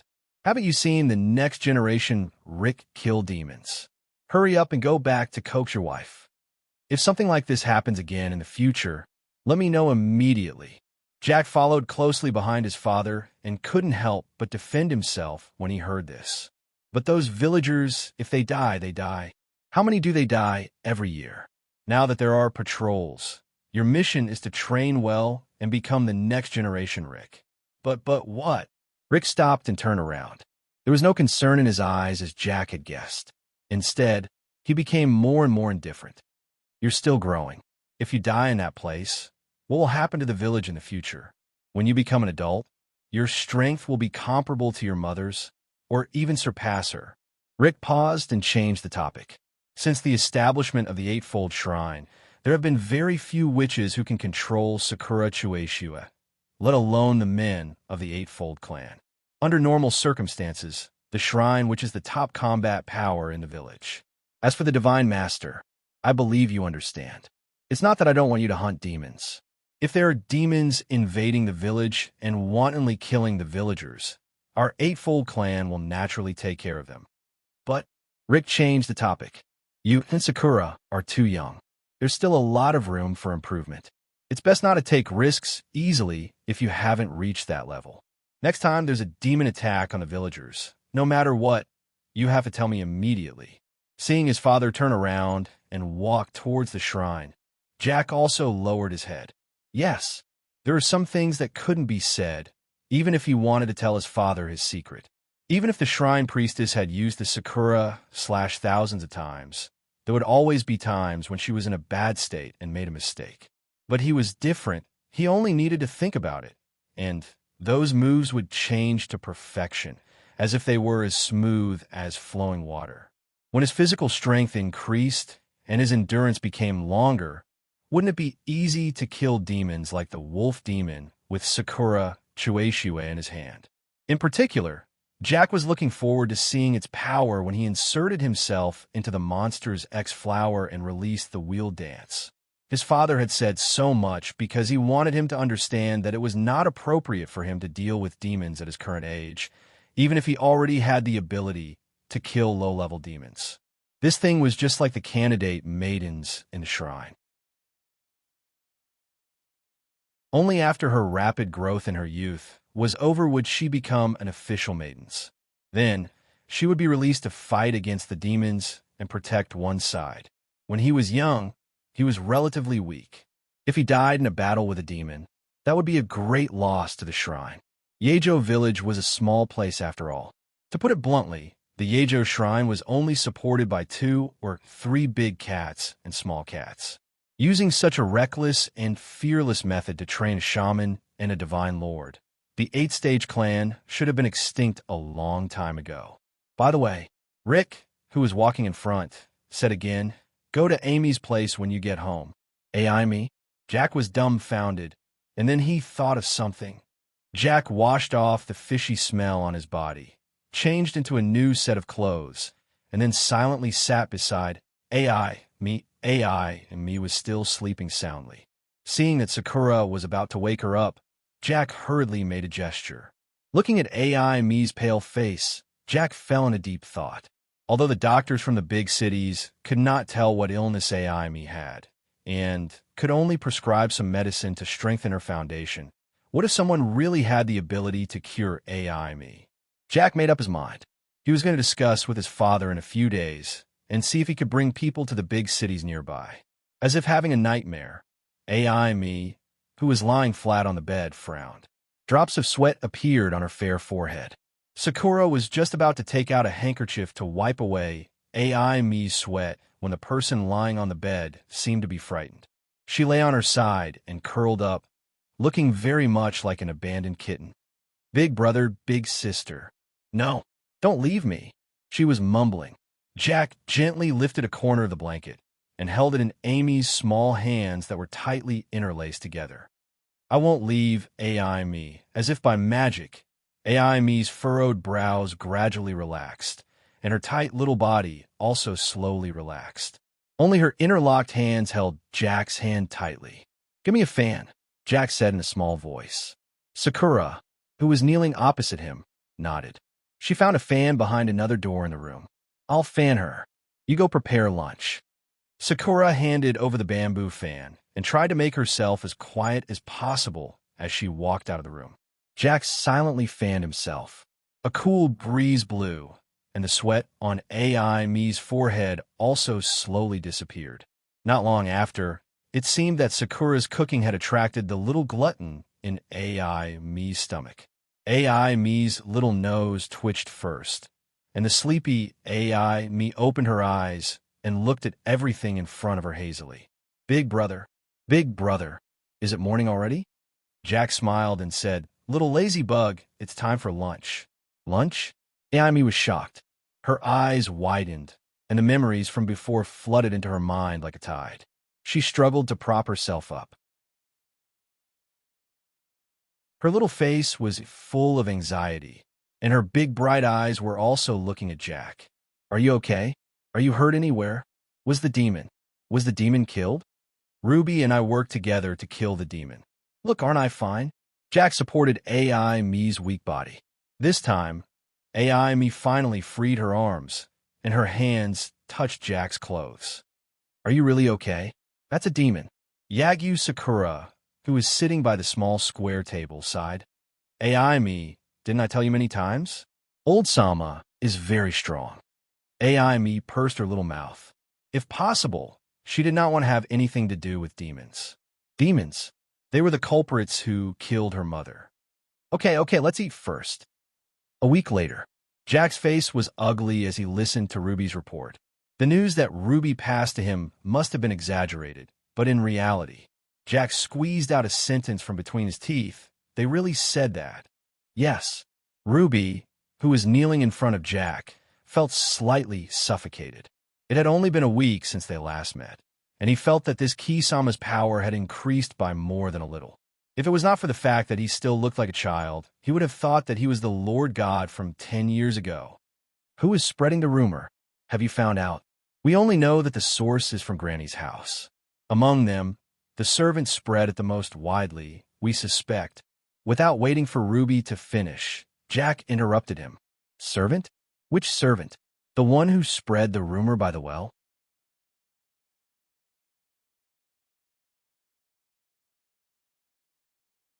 Chapter 268. Yes, it's him. Ruby paused for a moment before continuing. "In the past 7 days, there have been 3 monster attacks. Although they are all low-level monsters, the villagers are very receptive to them." Ruby carefully glanced at Jack again, his throat moving up and down as he said, "Most of the villagers who don't know the truth think that the digging of the well angered the fox god. They say that you're stealing the fox god's authority and need to—" Ruby was speechless. "What did they say?" Ruby felt his mouth dry and sweat drip from the tip of his nose. Since Jack dug the well, although the livestock and fields were still in a state of drought, at least the people were safe. Before he came, he drank a big bowl of water, but now he felt like there was a soldering iron in his throat. It was itchy and unbearable, but he couldn't do anything about it. Sitting cross-legged across from him, there seemed to be ghosts circling around the small figure.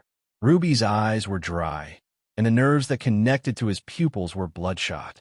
He looked like he had been awake for several nights.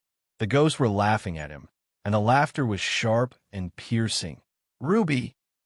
Ruby was shocked. Cold sweat broke out on his back, and his pupils shrank. When he looked again, he saw a handsome boy with a rather imposing aura sitting in front of him. The ghosts and demons that were hovering in the air had all disappeared. "Lord G." Ruby bowed, his voice trembling. "Tell me what they said," Jack said impatiently. Gulp, swallowing a mouthful of saliva from his dry mouth. Ruby said, "They said that if we want to solve the problem of the monsters and the drought, we need a sacrifice." "Continue." Jack narrowed his eyes. Ruby didn't look like he was just going to make a fuss about the sacrifice. They also said that because the coal that was sacrificed to the great god was not a pure woman, the god must be angry with the village. Then, Lord G, you stole the god's authority and dug a well in the village without permission. You gave the wealth of the god to everyone, and the god must be even angrier.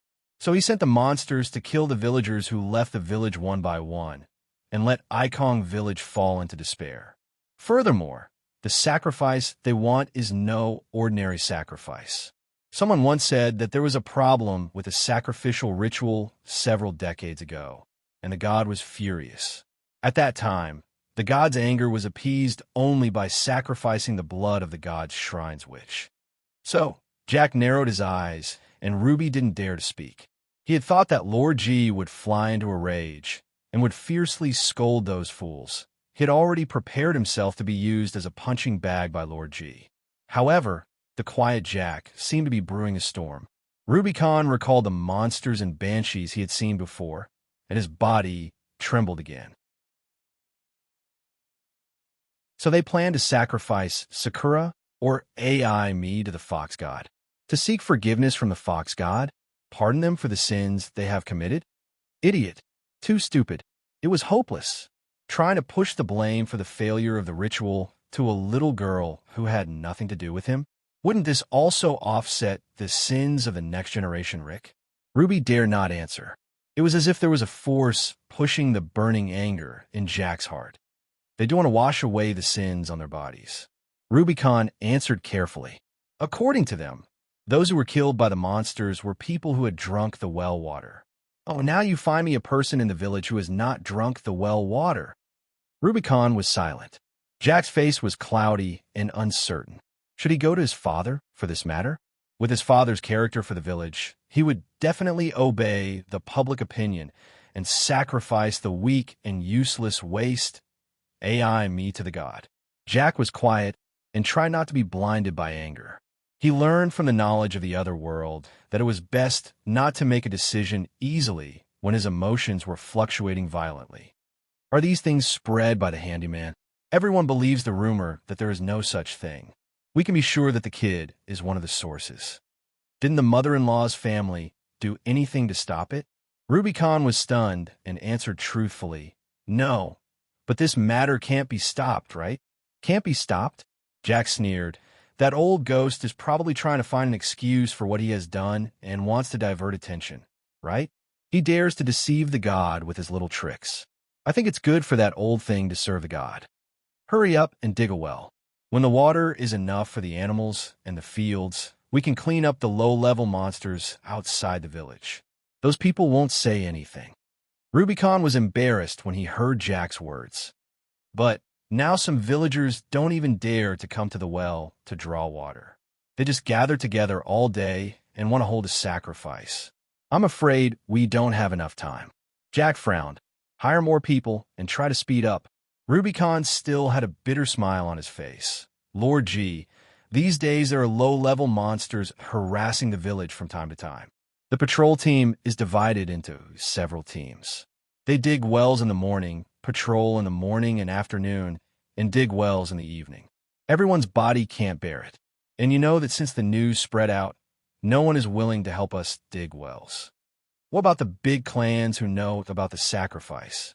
They don't want to take risks easily. You know that group of old guys, they never like to do risky things. If there are not enough benefits, they are more willing to hold another sacrifice and sacrifice the witch's blood to the god. After all, the god loves the pure witch's blood the most. Seeing Jack's uncertain face, Rubicon also tried to figure out the pros and cons in his heart. My lord, there is only one way to make the villagers believe you. Oh, Jack's eyes flashed with a glimmer of light. He often traveled in the other world, but he couldn't think of a good idea. Rubicon, on the other hand, had a lot of ideas in his stomach. Let's hear it. My lord, it's actually very simple. Simple? Yes. Rubicon said seriously.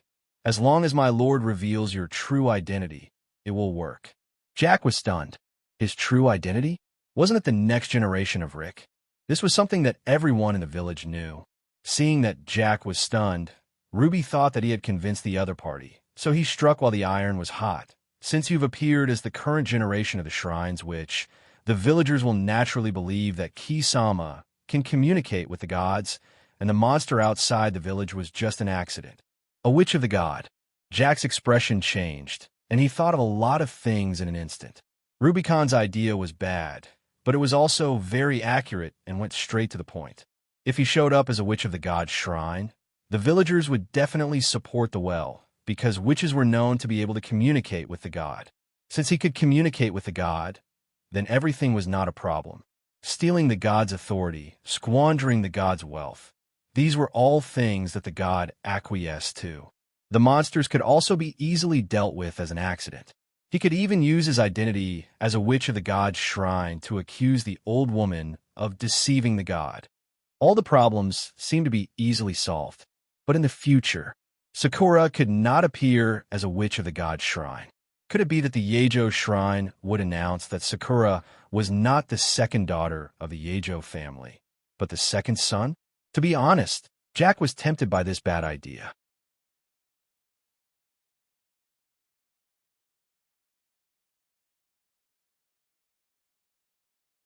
Chapter 269.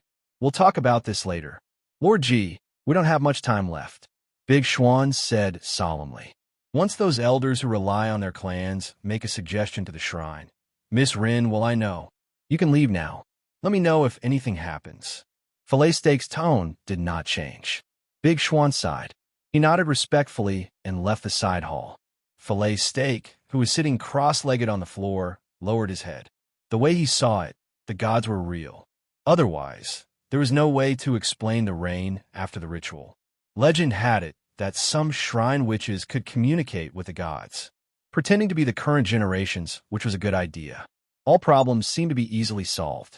However, the gods loved a pure girl with a witch's bloodline, not a cute boy with a witch's bloodline. He did not know what the gods were thinking. He had only dug the well because he had informed his father. The three of them prayed in the shrine for 7 days. They only started digging after there were no disasters. Asking a boy to pretend to be a shrine's witch? After all, he could use Falling Cherry Slash and control Sakura Snowflake. He had all the necessary qualities of a witch. However, the most important thing was he was a man. He could fool the villagers, but if he wanted to fool the gods, Fillet Steak was not sure.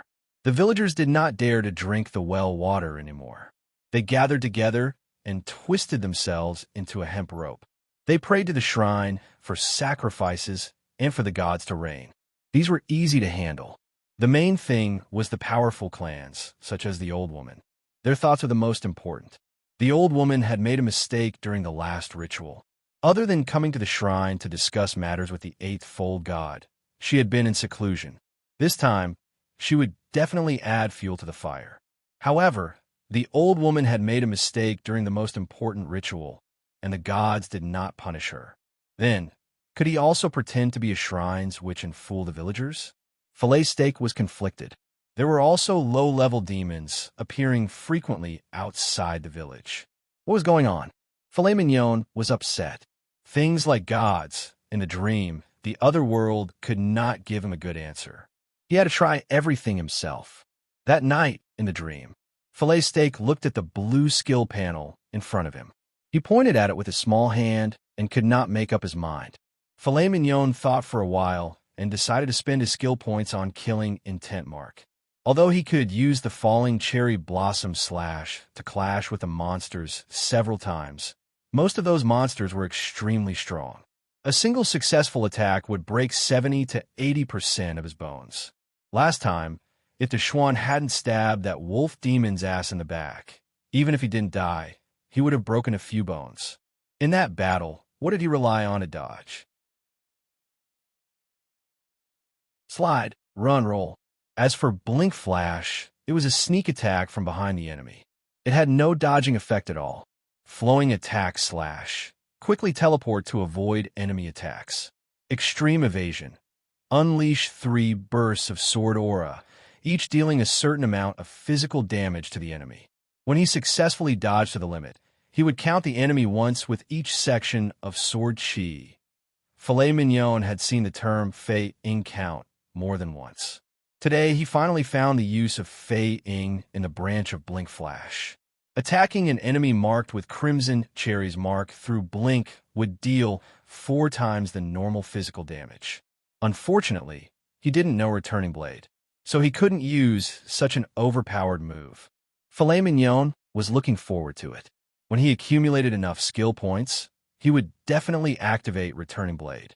At that time, he would be able to use normal attacks, burst attacks, or even dodge. He could be said to be a swordsman with both offense and defense. At that time, it would be very easy to hunt those low-level monsters again. After Filet Mignon used up all his skill points, he immediately fell asleep. During the day, he guided Sakura and trained himself to increase his endurance and swordsmanship. 3 days later, Ling's body was not getting better, but the village was full of troublemakers. The matter of finding a doctor in the big city was delayed again and again. During these 3 days, many old bastards from the big clans in the village came to the shrine. After praying to the fox god, they intentionally or unintentionally asked the 8th layer god master to pray again. Filet Mignon saw all of this. Praying was fine, but if anyone dared to target Sakura and Ling, he would chop off their claws. Early in the morning, Filet Mignon met Deshuan again. "My lord, the second well that we almost finished was half filled and overnight." Filet Mignon's mouth twitched, and he suppressed his emotions that were about to explode. "The patrol team didn't send anyone to guard it?" "Lord G." Deshuan's face was full of embarrassment. "You know that most of our patrol team's energy is around the village recently. It's already hard enough to arrange guard for the first well every day. Besides, the second well hasn't been finished yet. No one thought that someone would come and destroy it." "Did you catch that person?" Deshuan gritted his teeth. "As long as it's someone from the village, we can catch the culprit tomorrow at the latest." Filet Mignon stood up. "In the future, leave someone on duty for the wells that are under construction. I'll tell my father that I'll also join a patrol team to reduce your pressure." Lord G, there's actually one more thing." Filet Mignon saw the expression on Deshuan's face and knew that it was not something good. "Speak." "It's like this. Yesterday, the guard on duty at the old well saw a person sneaking over there in the dark with something in his hand. When he saw the guard on duty, he immediately ran away. Did he also want to fill the well? This should not be, but the guard reported that the figure is very similar to Daisuke, who disappeared after the sacrifice." Daisuke. Filet Mignon was impressed by the young man who was able to get the monster's limbs outside the village and turn Liang's family into a zombie monster. From this point of view, Daisuke must have encountered something after leaving the village. Sneaking into the village in the middle of the night with something in his hand? The target was the well? But how did he know that the well was dug in the village? Go and investigate Daisuke's friends in the village before, and inform me directly if there is any news. Yes. Seeing that Deshuan was not leaving, Filet Mignon's heart thumped again. What else? Are we still digging the well? Dig. Deshuan was silent for 2 seconds and said, "Lord G, I gave you a suggestion before. Have you thought about it? In the past few days, those old ghosts have frequently visited the shrine. It must be for the sacrifice." Deshuan looked straight at Filet Mignon. "If the Lord God makes the decision, then there is no way to stop the sacrifice. Oh, as the saying goes."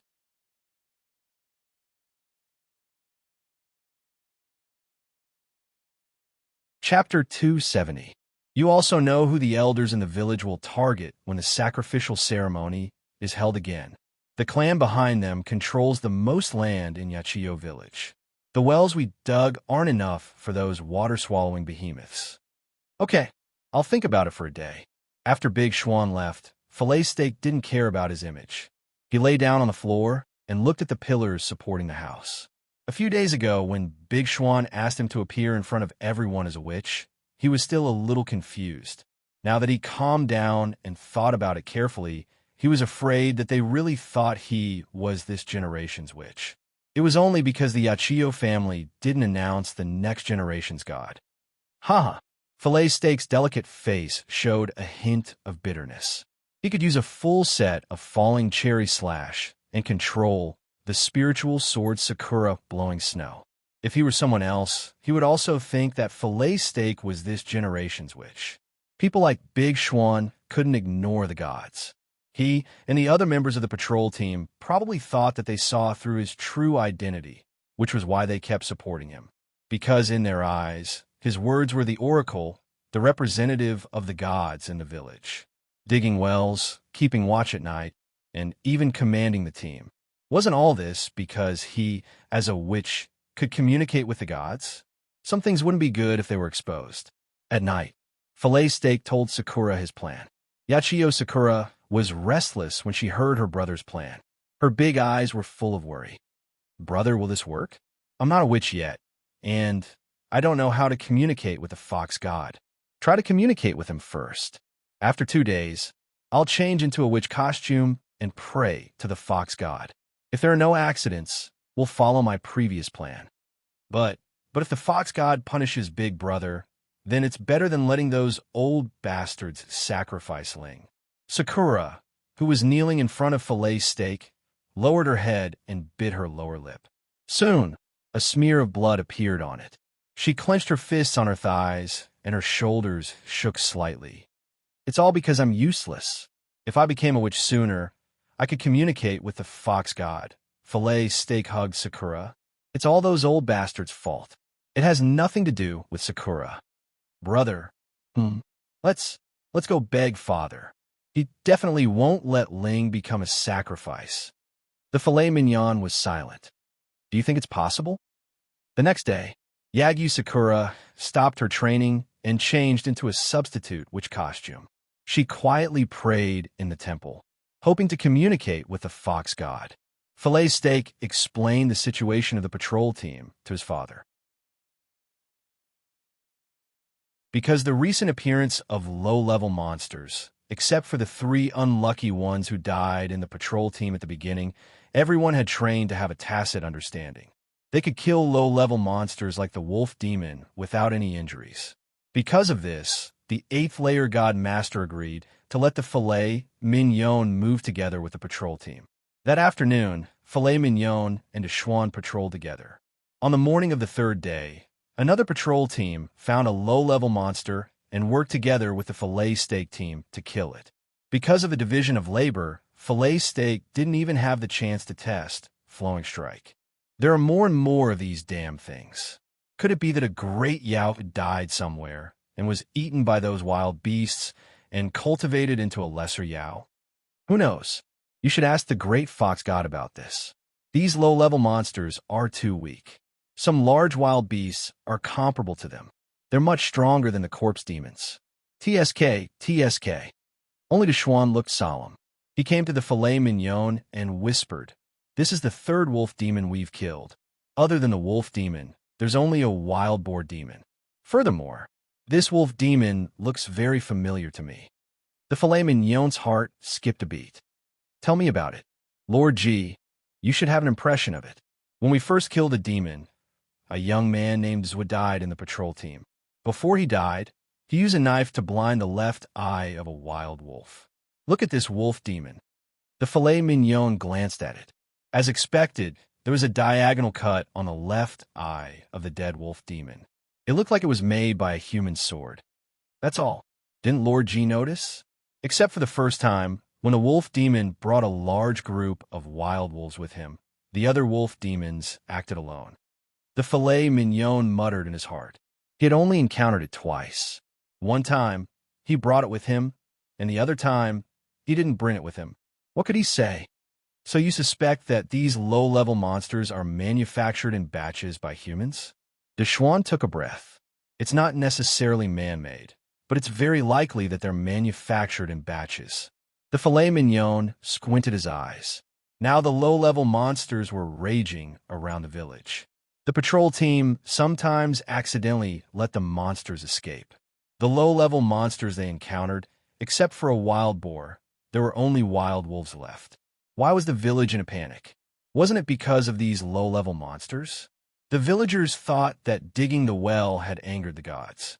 This was the punishment of the gods, so they didn't dare to drink the well water. Without a supply of fresh water, They could only ask for sacrifices from the shrine. And those big clans, for the sake of their fields and their own interests, sacrificed an unrelated little girl. They were all happy. No one wanted to have nothing to do with fresh water. The only thing that was sacrificed was, and the old woman, in order to cover up her mistakes, she added fuel to the fire. If these low-level monsters were really manufactured in batches, there must be a source. If they could eliminate the source, come to the shrine tonight. We'll discuss it. De Schwann's eyes flashed. Yes, it was night again, in a side hall of the shrine. The candlelight was dim. Two figures were reflected on the wall, dark and distorted. The strongest elites in the team? But if we fail, even the 8th-tier Divine Master might not agree. If more than 3 monsters gather, we'll return immediately. We won't take the risk. We don't have to worry about Father. De Schwann couldn't make up his mind. The captain is loyal to the Divine Master. If we want to make a move, the Divine Master will know. Do you listen to him or me? The younger voice sounded again, but it had an inexplicable power. I'll take care of the captain. De Schwann breathed a sigh of relief. Then I'm relieved. When do we make a move? The earliest is tomorrow afternoon. The latest is the day after tomorrow. All right. De Schwann stood up and bowed to the filet mignon. In that case, I won't disturb Lord G. Wait, is there anything else, Lord G? Have you caught the ones who filled the well a few days ago? Yes.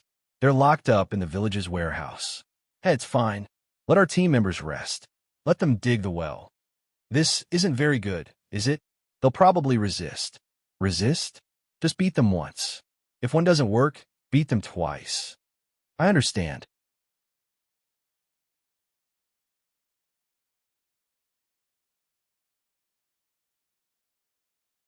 Chapter 271.